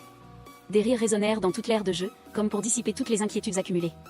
La veille, Jing Xiu et Ruan Bakan étaient comme chien et chat. Pourtant, aujourd'hui, ils pouvaient taper dans la main de Ngu Minji et rire sans souci. Les photos souvenirs furent conservées par Ngu Minji. Ruan Bakan ne voulut pas être en reste et s'incrusta constamment dans le cadre, insistant pour être pris en photo avec elle. Les deux garçons, voulant que Ngu Minji soit heureuse, acceptèrent d'être temporairement amis. Passer d'adversaire à ami n'est pas facile. Pourtant, ils parièrent même avec enthousiasme qui ferait craquer Ngu Minji en premier, l'autre se retirant. Ainsi, la journée joyeuse continua de s'écouler dans les rires, les regards chaleureux et les clics incessants de l'appareil photo. C'était probablement la première fois depuis le décès de son père que Ngu Minji se sentait réellement si sereine et heureuse. Cependant, au fond de lui, Jing Xiu commençait à ressentir un sentiment de défaite. Il réalisait progressivement que la distance entre Ngu Minji et Ruan Bakan se réduisait de jour en jour. Lorsque la sortie se termina, il se mit soudainement à pleuvoir, et les trois n'hésitèrent pas à se baigner sous la pluie, leur rire se mêlant à chaque goutte d'eau fraîche, comme une mélodie sans parole d'une jeunesse éclatante. Ils reprirent leur concours pour voir qui tiendrait le plus longtemps sous l'eau. Ngu Minji se tenait sur le rivage, à moitié joyeuse, à moitié inquiète, une anxiété débordante l'envahissant lorsqu'elle ne vit pas Ruan Bakan remonter à la surface. À cet instant, les anciens souvenirs refirent surface. Elle s'était autrefois tenue sur le rivage, appelant le nom de son père en désespoir. Ne pouvant plus réfléchir, Ngu Minji enleva immédiatement son haut, rassembla tout son courage et sauta dans l'eau, une main serrant une bouée, l'autre agitant avec force à la recherche. Heureusement, Ruan Bakan venait aussi de remonter à la surface. La voyant, il lui demanda, surpris, pourquoi elle était descendue. Mais avant qu'il ne puisse ajouter un mot, Ngu Minji se jeta sur lui et l'étreignit tendrement. Dans la salle de bain, Jing Xiu rappela sévèrement à Ruan Bakan que Ngu Minji était le genre de personne qui semblait toujours insouciante, mais qui, en réalité, portait beaucoup de blessures. Si Ruan Bakan ne pouvait pas bien prendre soin d'elle, même s'il l'épousait et avait des enfants avec elle, Jing Xiu ne la laisserait certainement pas partir. Pour lui, le premier amour n'a généralement pas une fin heureuse, mais cela ne signifie pas qu'il abandonne facilement. Après l'avertissement, il partit, laissant les deux dans leur propre espace. Ruan Bakan resta et demanda doucement à Ngu Minji pourquoi elle s'était jetée à l'eau pour le sauver, même si elle avait peur. Elle répondit qu'à ce moment-là, son esprit était vide, elle pensait seulement que si elle ne descendait pas, elle perdrait encore quelqu'un comme elle l'avait déjà fait. Elle s'était reproché d'être inutile, d'avoir peur de l'eau, car chaque fois qu'elle s'approchait de l'eau, l'image de son père lui revenait. Ce père était parti avant de l'avoir vu obtenir son diplôme, avant d'avoir pu vivre une journée ordinaire. En l'entendant, Ruan Bacan la consola doucement. La douleur passerait, son père serait toujours là, juste sous une autre forme. Il partagea également l'histoire de sa famille, de son frère cadet talentueux en art, capable de jouer, chanter et composer, mais qui n'avait jamais reçu la reconnaissance de sa mère. Aux yeux de sa mère, un a été plus important que tout le reste. Ce petit frère avait un jour pensé qu'il était stupide, tandis que Ruan Bacan était obsédé par le sport, recevant tous les éloges et la gloire sans jamais prêter attention aux sentiments de son frère. Il avait cru à tort que le silence de son frère était dû à la composition, jusqu'au jour où le petit garçon devint mélancolique à cause du sentiment d'abandon, à cause d'un spectacle auquel ni lui ni sa mère n'étaient allés. Ruan Bacan s'était souvent demandé si le résultat aurait été différent s'il avait poursuivi son frère ce jour-là. Il n'aurait jamais imaginé que cet après-midi-là serait la dernière fois qu'il verrait son frère. Les funérailles se déroulèrent comme dans un rêve, à tel point qu'il ne pouvait croire que son frère était vraiment parti. Au fond de lui, il gardait toujours un vague espoir que le petit n'avait fait que voyager loin. Pour N'Gu Minji, ses confidences lui firent découvrir une facette totalement différente de Ruan Bacan, non pas celle d'un garçon toujours fort et joyeux, mais celle d'une personne qui avait elle aussi porté en elle de profondes pertes dont personne n'avait connaissance. Pour libérer leurs émotions, ils crièrent fort, dissipant l'atmosphère lugubre qui les entourait depuis si longtemps.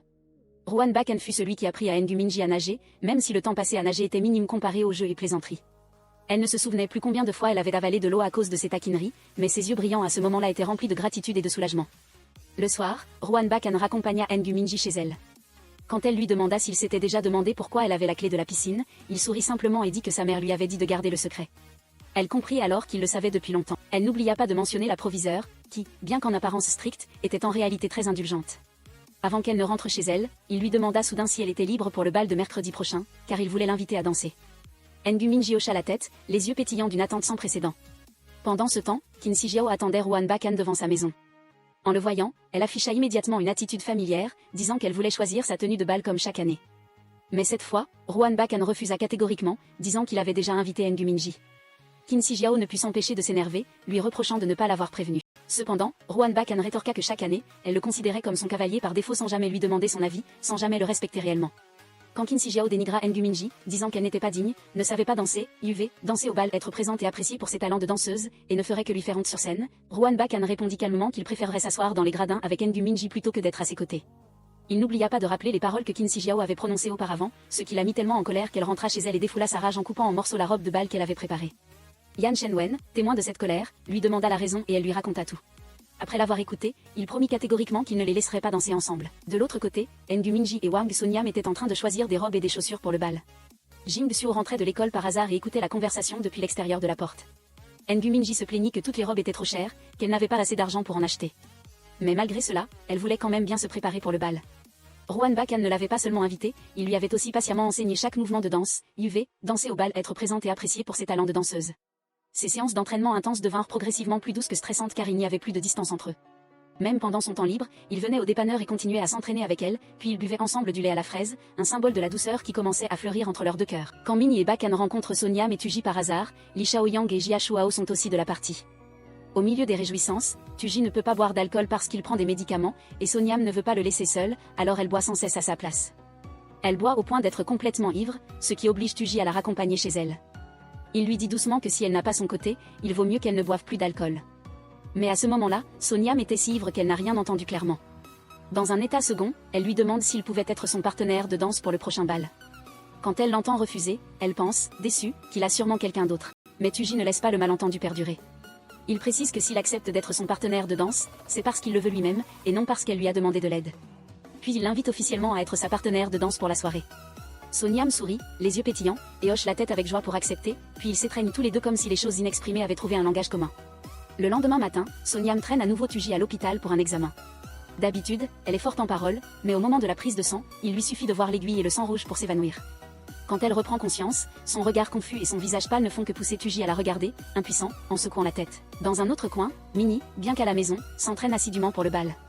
Jing Xiu la voit de loin et une forte détermination monte en lui. Il veut lui offrir une belle paire de chaussures, mais en voyant le prix, il est impuissant car il n'a pas assez d'argent. Ne baissant pas les bras, il retourne à l'arène de boxe pour combattre. Après le match, il va voir le propriétaire pour demander une avance sur son salaire du mois suivant. Le propriétaire accepte mais propose une condition, une offre murmurée pleine de sous-entendus. Après réflexion, Jing Xiu hoche la tête et accepte. Ce qu'il doit faire, c'est s'entraîner avec un combattant de rang supérieur. Le combat inégal le fait continuellement attaquer, tomber de nombreuses fois et cracher du sang. Mais il se relève avec résilience, serrant les dents. Après ce combat douloureux, il réussit finalement à amasser suffisamment d'argent pour acheter à Minnie une très belle paire de chaussures, un cadeau issu d'une admiration silencieuse. Minnie, qui n'en sait rien, coud elle-même une robe de soirée. Soudain, un livreur arrive devant sa porte.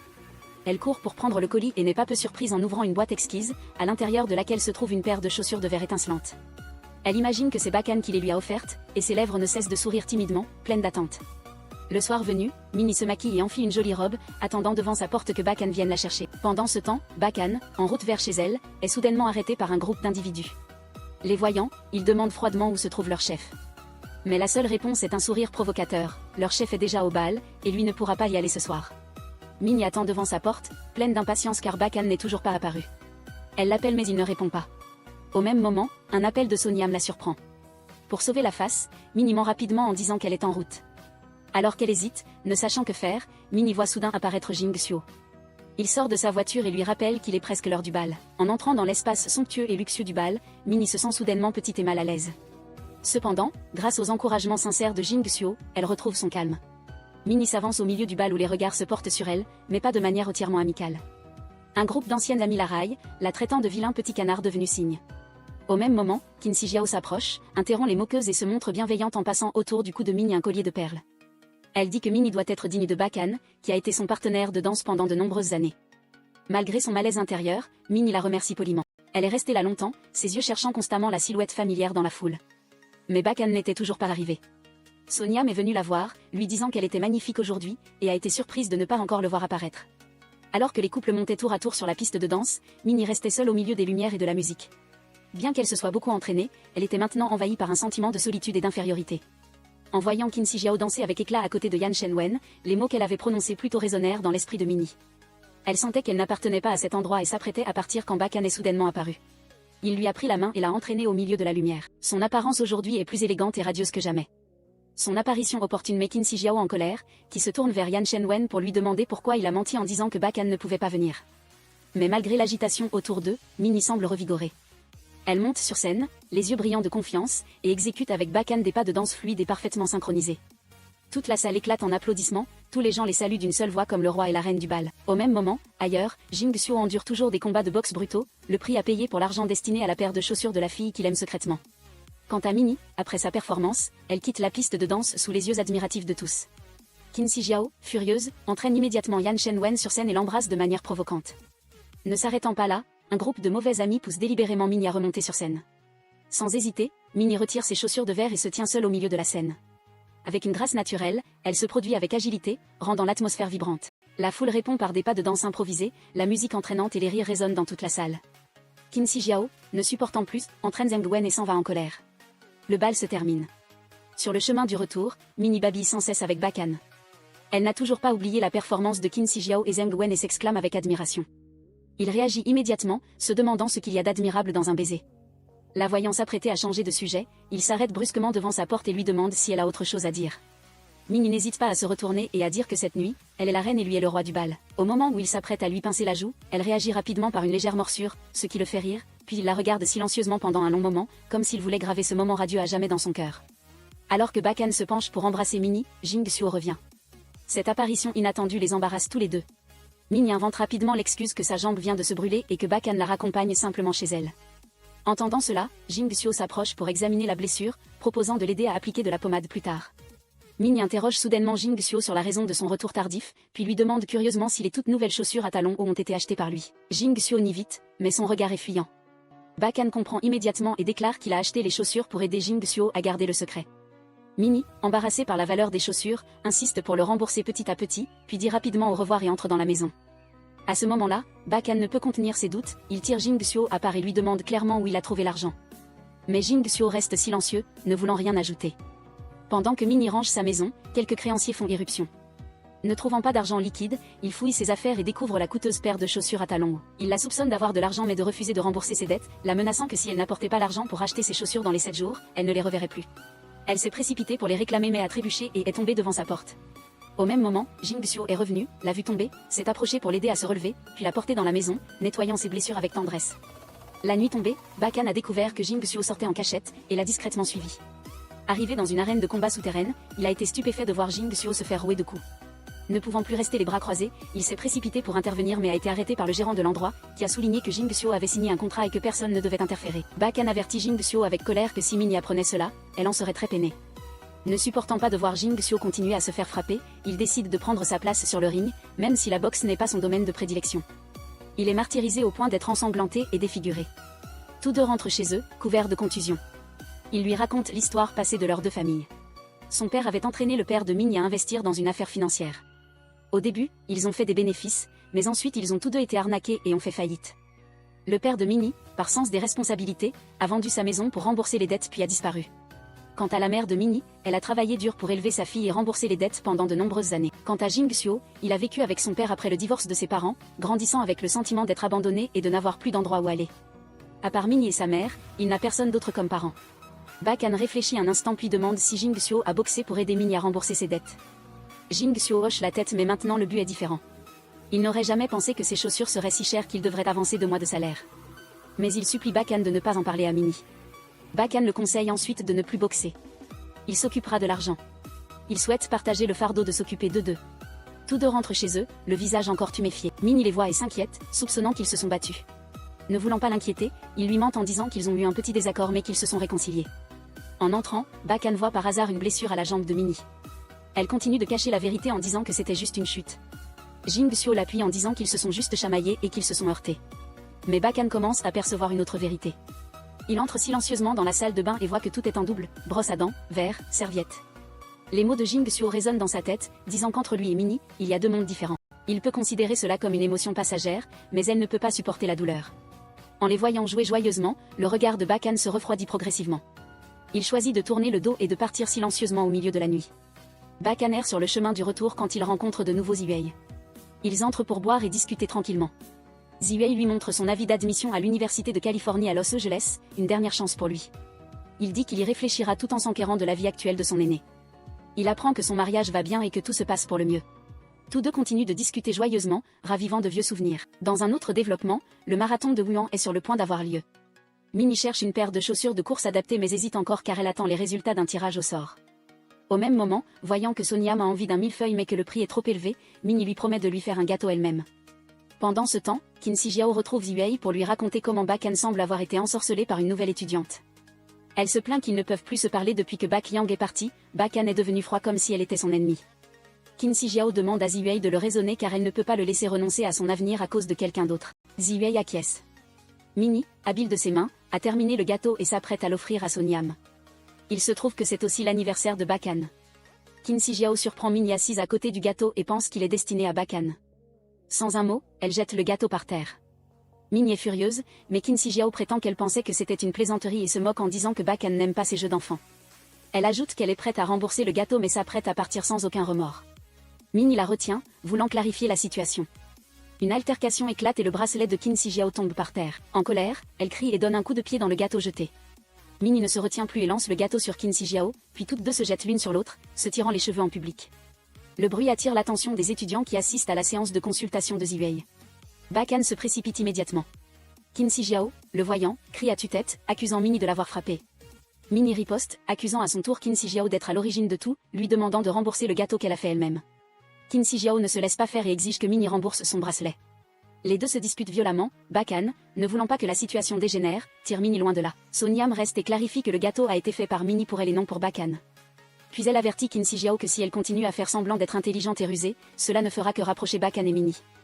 Les deux parties continuent de se quereller jusqu'à ce que Tuji, exaspérée par la médisance de Qin Shijiao, intervienne pour la réprimander. Finalement, elle accepte de partir. Sur le chemin du retour, Minnie est toujours frustrée et demande pourquoi Bakan l'a tirée alors qu'elle n'avait rien fait de mal. Il répond simplement froidement que s'il ne l'avait pas tirée, il n'aurait certainement pas tiré Qin Shijiao, et que l'affaire n'est pas encore terminée avec elle. Bien que Bakan ait encore des problèmes non résolus, la relation entre Minnie et Jing Xiu le met mal à l'aise. Il demande avec insistance pourquoi Jing Xiu peut rester chez Minnie toute la journée. Même si Minnie affirme qu'ils sont frères et sœurs, pour Bakan, ce n'est qu'un prétexte pour une intimité sans limite. Les petites actions comme les allers-retours, la brosse à dents du couple le font se sentir étouffé. Bakan ne peut pas être heureux car il s'est retenu trop longtemps.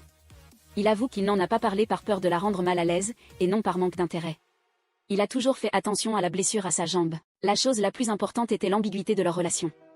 Quand il a posé la question, Minnie a éludé. Bakan s'est détourné, déçu, disant que si elle ne voulait pas parler, il ne la poursuivrait plus. Mais quand il a entendu son nom crier fort, puis son aveu qu'elle l'aimait, Bakan s'est immédiatement arrêté, s'est retourné et a souri. Minnie a gardé son air espiègle habituel, le taquinant en disant qu'il devait être jaloux. Les deux sont rentrés chez eux ensemble. En revenant, Minnie a trouvé ses affaires en désordre. Elle a vite compris que les créanciers étaient passés et avaient tout cassé, mais elle a menti à Bakan en disant que Jing Xiu avait probablement été trop pressé et avait tout mis en désordre. Elle prétend que Jing Xiu est parti en compétition et ne reviendra que dans quelques jours. Pendant qu'elle range, le courant est soudainement coupé, elle se souvient alors du gâteau qu'elle avait préparé. Elle apporte le gâteau à Bakan. Le voyant, Bakan lui demande si le gâteau qu'elle a offert à Sonyam ce matin-là a été fait par elle-même. Elle admet l'avoir fait parce que Sonyam voulait en manger, mais que ce gâteau n'était pas très beau et qu'elle espérait qu'il ne s'en formaliserait pas. Cependant, dès la première bouchée, il ne tarit pas d'éloges sur son goût. Une douce émotion se répand entre l'obscurité de la panne de courant et la lueur vacillante de la bougie du petit gâteau, comme un apaisement après tout le chaos passé.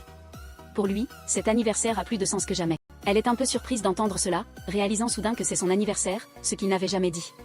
Elle exprime son regret de n'avoir rien préparé. Mais dans ce moment simple, il ferme les yeux, fait un vœu et dit qu'il veut en partager la moitié avec elle. Elle se dépêche de faire son vœu, au moment où la bougie s'éteint, il dépose un léger baiser sur sa joue, comme pour réaliser son souhait.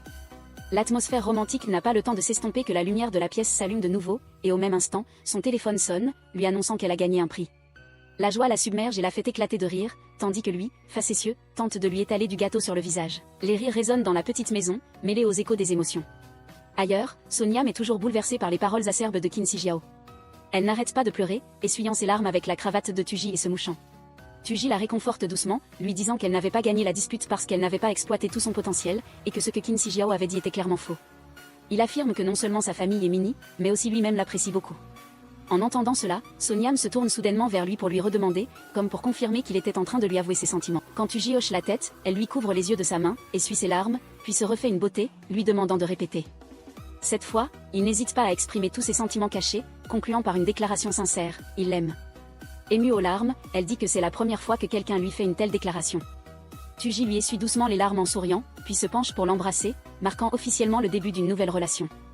Au même moment, la mère de Minnie appelle, lui rappelant de faire partir Jing Xiu de la maison pendant un certain temps car le groupe de créanciers montre des signes d'agitation. Alors qu'elle est au téléphone, elle découvre que ces individus l'attendent déjà devant sa porte. Sans réfléchir, elle s'enfuit immédiatement. Heureusement, Ziwei apparaît par hasard et la fait monter dans sa voiture. Une fois en sécurité, Ziwei révèle qu'elle est venue là avec une intention précise. Elle veut demander à Minnie de persuader Bakan d'accepter l'invitation à l'étranger pour rejoindre l'équipe Blue Wolf.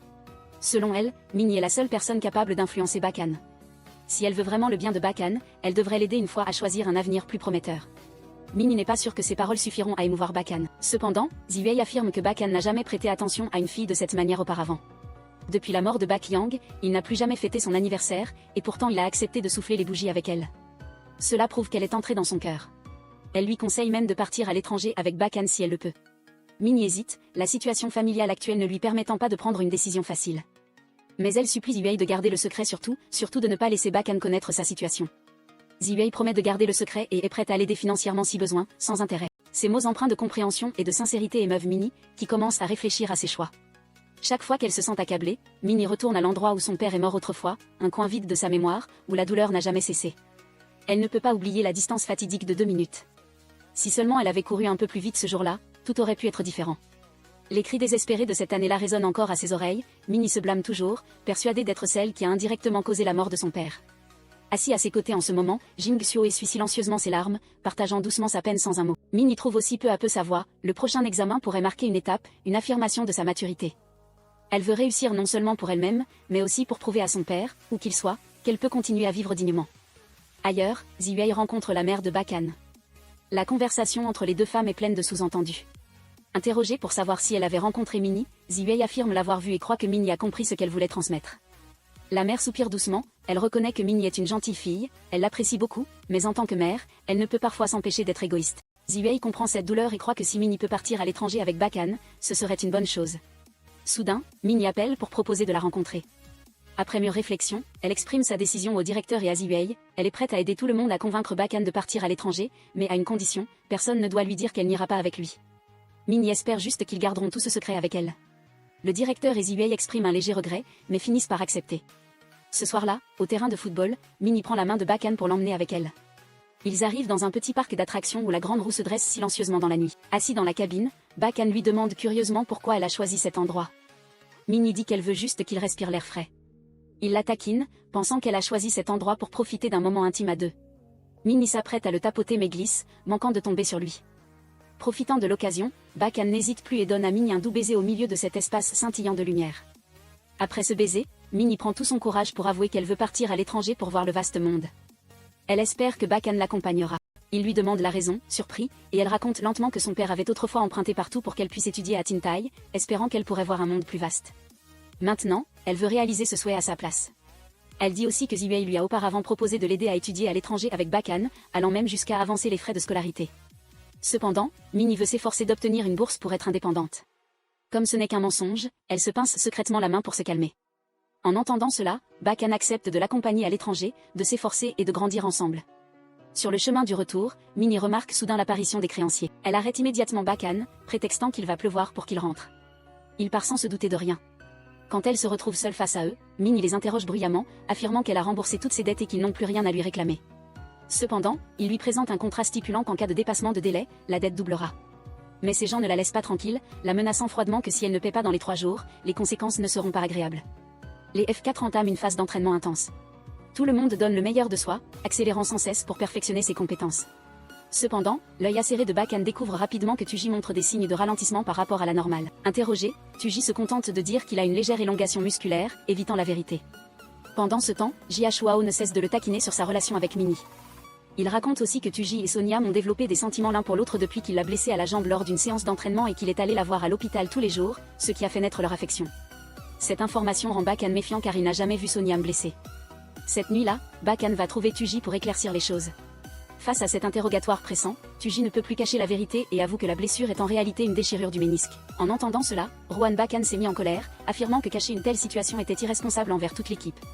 Mais Shen Tuji a insisté, déclarant que même s'il était réprimandé, il voulait jouer.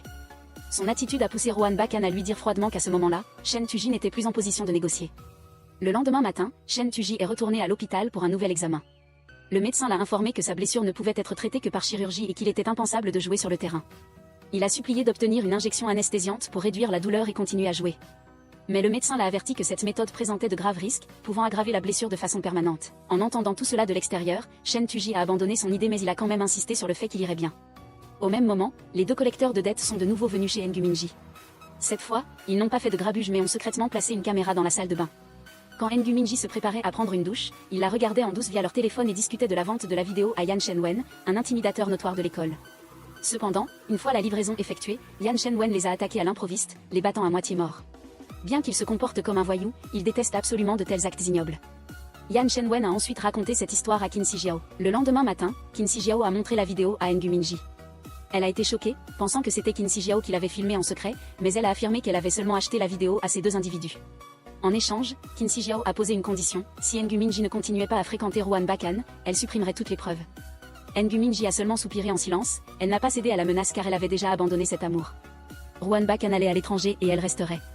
Elle espérait seulement que Qin Shijiao garderait le secret car même si elle était découverte, elle n'avait plus rien à retenir. En entendant cela, Qin Shijiao a averti amèrement que si Rohan Bakan découvrait qu'il avait été trompé, il ne pardonnerait jamais. Mais pour Ngu Minji, cela n'avait plus d'importance. Ce soir-là, Qin Shijiao a discrètement effacé toutes les traces liées à la vidéo. De retour chez elle, Ngu Minji a découvert que les chaussures qu'elle avait perdues avaient été remises en place.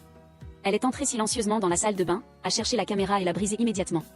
C'est à ce moment-là que Bak Yang est revenu. Ngu Minji a fait semblant de dire que les vieilles chaussures étaient cassées et qu'elle ne les utilisait plus. Bak Yang a naïvement répondu que les chaussures étaient encore sous garantie et pouvaient être réparées. Elle n'a pas pu se retenir davantage. Ngu Minji a demandé à Bak Yang si c'était lui qui avait acheté ses chaussures, puis l'a forcé en colère à dire la vérité. Bak Yang a maladroitement expliqué que c'était seulement parce qu'il voulait qu'elle soit très belle le soir du bal. Elle a continué à lui demander d'où venait l'argent, à propos de la bagarre avec Rohan Bakan et de la période pendant laquelle il avait disparu. Face aux tergiversations de Bak Yang, Ngu Minji a donné un coup de pied furieux dans sa jambe. Bak Yang, souffrant, a retiré sa chaussette, révélant une blessure ensanglantée. Ngu Minji s'est excusé paniqué à plusieurs reprises, mais Bak Yang a seulement dit doucement que c'était parce qu'il s'était heurté négligemment à un poteau quelques jours auparavant lors de l'entraînement. Ngu Minji ne pouvait plus supporter que Bak Yang s'entraîne secrètement pour d'autres, elle est sortie de la maison, se tenant seule sous le porche, les larmes coulant abondamment dans le silence de la nuit. La porte de Bak Yang a continué à frapper avec insistance, accompagnée d'appels teintés d'humour. Il s'est plaint intentionnellement de sa jambe douloureuse, lui demandant de venir voir et menaçant que si ça ne guérissait pas, ça se transformerait en ongle incarné, la forçant à l'emmener faire une pédicure. En entendant cela, elle a ri et pleuré en même temps, le cœur attendri. Finalement, elle a ouvert la porte et est entrée pour l'enlacer timidement, mêlant remerciements et excuses sincères. Bak Yang lui a seulement rappelé que le lendemain était le marathon et que si elle pleurait trop, elle n'aurait plus assez de force pour courir. Au même moment, ailleurs, Chen Tuji refusait toujours l'opération, s'entraînant en silence avec persévérance. Il semblait courir contre le temps et le destin. Ruan Bak-an n'a pas pu cacher sa colère, déclarant sans détour qu'il ne le laisserait pas jouer sur le terrain car il avait été exclu de l'équipe. Mais Chen Tuji n'a pas reculé, il n'acceptait pas une vie arrangée par ses parents, ne voulait pas devenir un homme en costume tous les jours, vivant une vie de fonctionnaire ennuyeuse. Ce qu'il poursuivait, c'était une carrière professionnelle, une vraie gloire sur le terrain. Il aspirait à prouver au monde que son choix était le bon, que même si ses jambes étaient faibles, son destin n'avait pas le droit d'être ordinaire. Après un long moment de réflexion, Ruan Bak-an a finalement pris la parole. Il a proposé un défi, chacun lancerait le ballon 5 fois, et celui qui en marquerait le plus aurait le droit de décider. Mais ce n'était qu'un prétexte, au fond de son cœur, Ruan Bak-an avait secrètement choisi de céder. Il a délibérément raté ses tirs, donnant cette dernière chance à son ami qui avait été éliminé de l'équipe, comme une manière d'admettre silencieusement la persévérance et la passion ardente de Chen Tuji. Le dernier jour de compétition est finalement arrivé, le championnat de basketball universitaire junior est entré dans la finale tandis que le marathon municipal débutait en même temps. 2 terrains de jeu, 2 aspirations, mais un seul esprit indomptable. Tous ont donné le meilleur d'eux-mêmes, se battant pour la gloire individuelle et de l'équipe. Dans le match de basket, l'équipe adverse a joué salement, blessant gravement Chen Tuji, qui s'est effondré de douleur sur le terrain. Incapable de continuer à jouer, il s'est tout de même relevé, non pas pour marquer des points, mais pour encourager bruyamment ses coéquipiers. Malgré un joueur en moins, l'esprit de l'équipe est resté inébranlable. Cependant, les difficultés accumulées les ont fait perdre le premier quart-temps et être menés au score au deuxième quart-temps. Le compte à rebours affichait les 10 dernières minutes pour inverser la tendance. Au même moment, Ngu Minji, sur le parcours du marathon, se battait pas après pas. Son corps était épuisé, elle avait l'impression de ne plus pouvoir avancer. Mais quand ses yeux ont croisé le signe de tête encourageant de son père dans la foule, elle a comme retrouvé des forces. Ngu Minji s'est relevé avec difficulté, continuant à se précipiter en avant avec le désir de se surpasser. De retour sur le terrain de basket, Chen Tuji a profité du temps mort pour demander une dernière fois à Ruan Bak-an. Il suppliait de pouvoir entrer sur le terrain, ne serait-ce qu'une seule fois. Après quelques secondes de silence et de réflexion, Ruan Bak-an a hoché la tête. Il a dit qu'il laisserait Chen Tuji entrer sur le terrain pour la dernière attaque et que ce serait lui qui lui passerait le ballon. Tout approchait de sa limite ultime. Le match atteignait le moment décisif, où non seulement le score serait déterminé, mais aussi le courage, la conviction et les rêves de ces jeunes gens qui se relevaient avec persévérance, malgré les nombreuses chutes. Avec un esprit combatif intense et rien à perdre, ils ont accompli un miracle, renversant la situation à la dernière minute. Chen Tuji a été celui qui a marqué le point décisif, apportant une victoire glorieuse à l'équipe. Toute l'équipe a célébré le championnat de basketball des jeunes, les émotions explosant dans l'atmosphère ardente de la jeunesse. Immédiatement après, les 5 jeunes sont partis à vélo pour encourager Ngu Minji, qui participait au marathon. Même si elle n'a pas gagné le championnat, Ngu Minji était toujours considérée par ses amis comme une gagnante dans leur cœur. Ensemble, ils ont fait une grande bannière pour qu'elle passe en courant sous leurs acclamations, puis ils ont célébré leur victoire tous ensemble. La joie s'est répandue, une atmosphère joyeuse a envahi la maison de Ngu Minji où tout le monde s'est réuni pour profiter d'un moment éclatant. Pendant que Ngu Minji et Ruan Bak-an lavaient les légumes, Li Shaoyang et Jia Shuao discutaient curieusement de la relation entre les deux. Ils se demandaient quand cet amour avait commencé, si c'était avec la lettre d'amour ou plutôt, lors de leur première rencontre chez le coiffeur. Pour eux, il semblait que c'était le coup de foudre dès le premier regard. Quand Ruan Bak-an est revenu, tout le monde a commencé à lui poser des questions en rafale, mais il s'est contenté de rougir sans parler. Une autre question a retenti, quand partiraient-ils tous les deux étudier à l'étranger? Ruan Bak-an a répondu naturellement qu'il attendait la notification de Ngu Minji. En entendant cela, Ngu Minji s'est arrêté, son regard affichant une légère confusion et l'atmosphère autour d'elle est soudainement devenue lourde. Voyant cela, Bak Yang a rapidement dissipé la tension en changeant de sujet. Wang Sonyam a immédiatement proposé à tout le monde de prendre une photo ensemble pour conserver ce beau souvenir.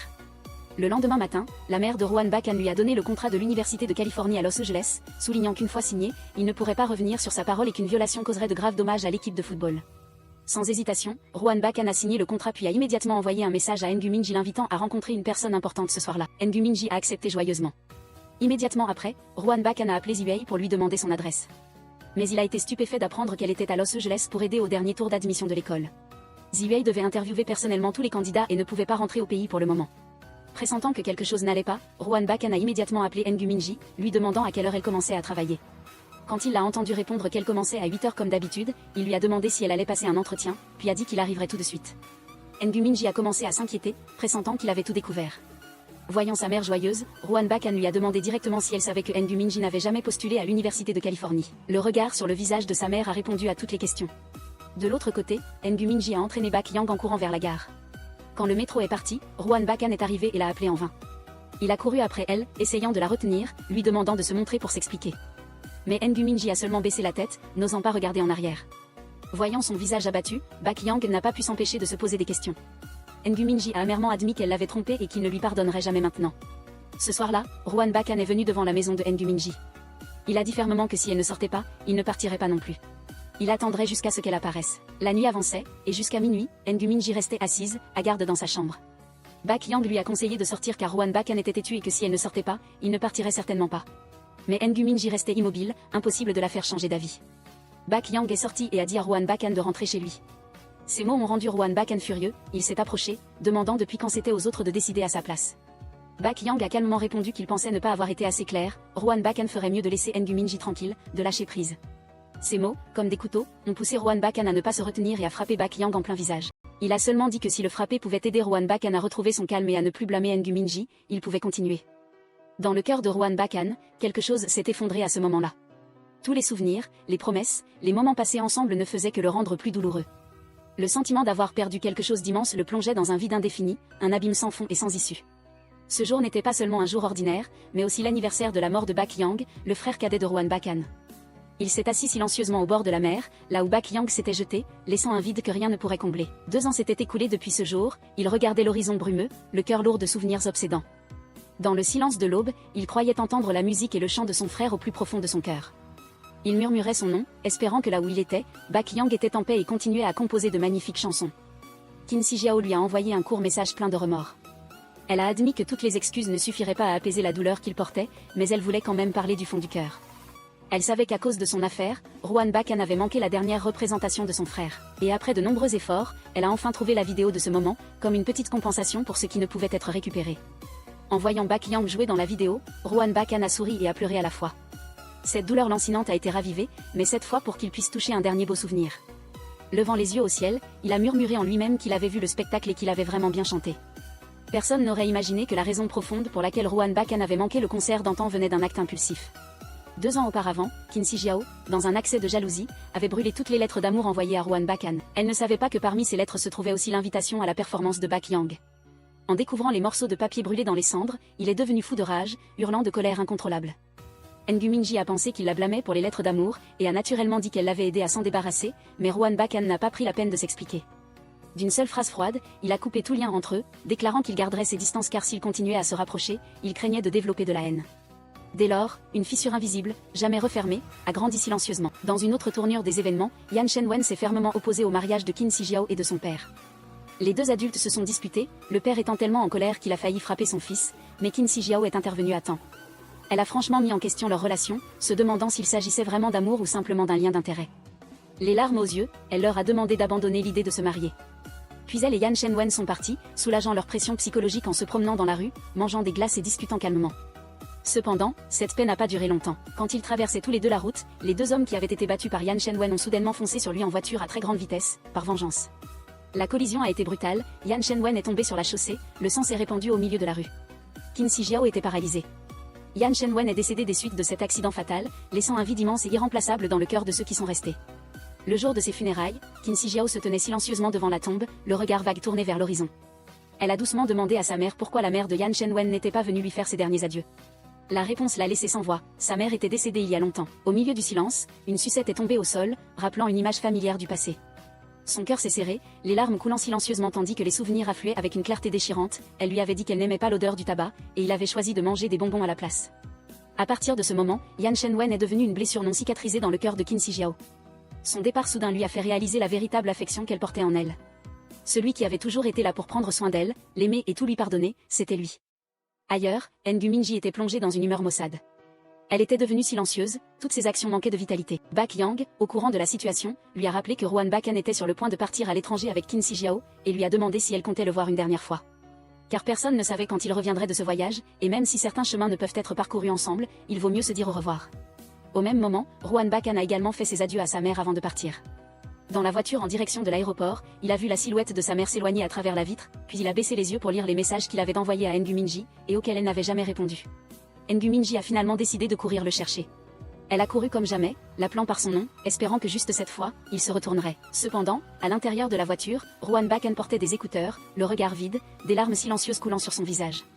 Il n'entendait rien, l'appel de N'Gu Minji se perdait dans le vide. Debout, regardant la voiture disparaître dans l'ombre du soir, N'Gu Minji ne pouvait que fondre en larmes. Les vieux souvenirs affluaient en masse, leur première rencontre, les disputes dues aux malentendus, les études ensemble, les moments où il révélait ses côtés les plus sombres. Leur amour avait été si pur, si doux et si sincère. Mais maintenant, elle comprenait que leur chemin commun s'était peut-être brisé. L'histoire qu'ils avaient écrite ensemble s'était arrêtée. Cependant, avoir eu ces souvenirs était déjà un bonheur, même si la fin n'était pas parfaite. Ce qu'elle regrettait le plus, c'était de ne pas avoir pu dire un adieu complet. 3 mois plus tard, à Los Angeles, en Californie, Rowan Bachan portait toujours un chagrin latent. Chaque fois qu'il voyait une boîte de lait à la fraise, il se souvenait de Ngu Minji, la fille qui lui avait apporté des émotions innocentes et pures. Assis seul dans la pièce silencieuse, il feuilletait les photos prises ensemble, puis allumait des bougies et mangeait du gâteau seul, comme s'il célébrait quelque chose de lointain avec elle. Ngu Minji n'allait pas mieux. Chaque fois qu'elle étudiait l'anglais, chaque fois que quelqu'un l'appelait par son nom ou qu'elle voyait des clients acheter du lait à la fraise, elle ne pouvait retenir ses larmes. De retour chez elle, elle serrait le maillot de Rowan Bachan, le seul objet qui lui restait pour apaiser son chagrin infini. 4 ans plus tard, Bak Yang vivait toujours avec Ngu Minji. Ce jour-là, c'était son anniversaire, il avait préparé un joli gâteau à la fraise et chanté doucement « Joyeux anniversaire ». Au moment de souffler les bougies, Ngu Minji a fait 3 vœux, que la personne qu'elle aimait et celle qu'il aimait soient toujours en bonne santé, qu'ils puissent tous les deux devenir la version d'eux-mêmes dont ils rêvaient, et un dernier vœu qu'elle pensait ne jamais se réaliser. Dans l'ivresse de l'alcool, Ngu Minji a serré Bak Yang dans ses bras, marmonnant des souvenirs de Rowan Bachan. Réalisant qu'elle était ivre, Bak Yang la porta doucement dans sa chambre, la couvrit soigneusement et sortit pour appeler Rowan Bachan. Il demanda à son vieil ami quand il comptait revenir, car pendant tout ce temps, il avait envoyé à Rowan Bachan des photos de Ngu Minji, des clichés qui donnaient l'impression qu'elle allait très bien sans lui. Mais en réalité, ce n'était qu'une façade. Ngu Minji serrait toujours fort la vieille chemise de Rowan Bachan en dormant, sans une seule nuit sans penser à lui. Bien qu'il n'ait jamais apparu dans ses rêves, chaque fois qu'elle fermait les yeux, elle voyait sa silhouette. Quelques mois seulement avaient suffi à laisser des souvenirs éclatants pour toute une vie. À Los Angeles, Rowan Bachan regardait les photos qu'il avait prises avec Ngu Minji quand Qin Shijiao arriva. Elle lui a demandé comment il allait, et il lui a seulement demandé comment son pied se remettait. Qin Shijiao a souri tristement, disant que ça allait, juste qu'elle ne pouvait plus danser comme avant. En parlant de Ngu Minji, elle lui a demandé s'il était toujours en contact, et Rowan Bachan a répondu qu'il recevait parfois des nouvelles de Bak Yang. Qin Shijiao a admis qu'il avait toujours été à ses côtés toutes ces années, mais que tout cela était à cause de Ngu Minji. Rowan Bachan l'a compris et il ne voulait pas que Ngu Minji le sache, car si elle savait que Bak Yang avait tout fait pour elle, elle vivrait avec des remords toute sa vie. Qin Shijiao lui a conseillé, s'il l'aimait encore, d'essayer de la reconquérir, comme elle avait essayé de le retenir. Ailleurs, l'amour de Wang Sonyam et Shen Tuji avait porté ses fruits. Wang Sonyam voulait que Ngu Minji soit sa demoiselle d'honneur et lui a donné une robe de cérémonie blanche. Devant le miroir, Ngu Minji se demanda, perplexe, pourquoi la robe de demoiselle d'honneur ressemblait à celle de la mariée. Wang Sonyam partit, la laissant seule dans la pièce doucement éclairée. Soudain, Rowan Bachan apparut dans un costume impeccable, entrant silencieusement. Ngu Minji, à la fois surprise et en colère, voulut s'enfuir mais trébucha dans ses bras. Malgré cela, elle choisit de s'enfuir, Rowan Bachan la poursuivit et la retint par le bras sans dire un mot, la serrant fort comme pour apaiser le chagrin et la nostalgie refoulée. Ce jour-là, 4 ans plus tôt, alors que Bak Yang buvait, il avait accidentellement heurté une poubelle et découvert une caméra cachée. Il a immédiatement appelé Rowan Bachan pour lui dire que Ngu Minji avait été filmé en secret. Ils se sont précipités sur place et ont rencontré Qin Shijiao, pensant que c'était elle qui avait installé la caméra, et l'ont interrogée avec colère. Mais Qin Shijiao a nié et a dit que la caméra avait été installée par les créanciers de Ngu Minji pour la filmer et la menacer. Ils ont alors réalisé que Ngu Minji était lourdement endettée mais n'en avait jamais parlé à personne. Quand on lui a demandé comment elle avait obtenu la vidéo, Qin Shijiao a refusé de répondre, disant seulement que le téléphone avait été brûlé, puis elle est partie. Bak Yang ne l'a pas laissé partir, les deux se sont disputés et Qin Shijiao est tombée des escaliers. Depuis ce jour, elle ne pouvait plus danser. Par sens des responsabilités, Rowan Bachan a accepté avec la mère de Qin Shijiao de l'emmener à l'étranger pour un traitement. Et pendant ce temps, il ne devait pas contacter Ngu Minji. Maintenant, Rowan Bachan racontait tout à Ngu Minji. Elle a demandé des nouvelles de Qin Shijiao, il a dit qu'elle se rétablissait bien. Ngu Minji a souri et a dit qu'elle allait bien aussi, qu'elle était diplômée. Elle avait trouvé un travail et remboursé toutes ses dettes, et Bak Yang avait même gagné un prix en boxe. Ils allaient bien, alors son retour à ce moment-là était un peu tardif. Rowan Bachan s'est excusé de ne pas avoir été à ses côtés pendant tout ce temps. Ngu Minji a répondu qu'elle n'avait pas l'intention de pardonner, puis a doucement demandé s'il aimait toujours manger des saucisses grillées et boire du lait de soja. Il a ri et lui a demandé en retour si elle l'aimait toujours. La réponse de Ngu Minji fut un baiser. Un doux baiser clôture cet amour né de l'innocence pure de l'adolescence, mais aussi intense et mature. Une histoire sur le campus, sur des années radieuses, arrive enfin à sa conclusion. Le film I Want to Be Close to You se termine par une réunion, par un amour qui ne s'est pas estompé avec le temps. Merci à tous d'avoir accompagné Ngontine Reviao jusqu'aux dernières minutes du film. Je vous souhaite à tous un amour doux et éternel. N'oubliez pas de liker et de vous abonner à la chaîne pour me motiver à sortir plus de vidéos, plus rapidement et de meilleure qualité. Merci à tous.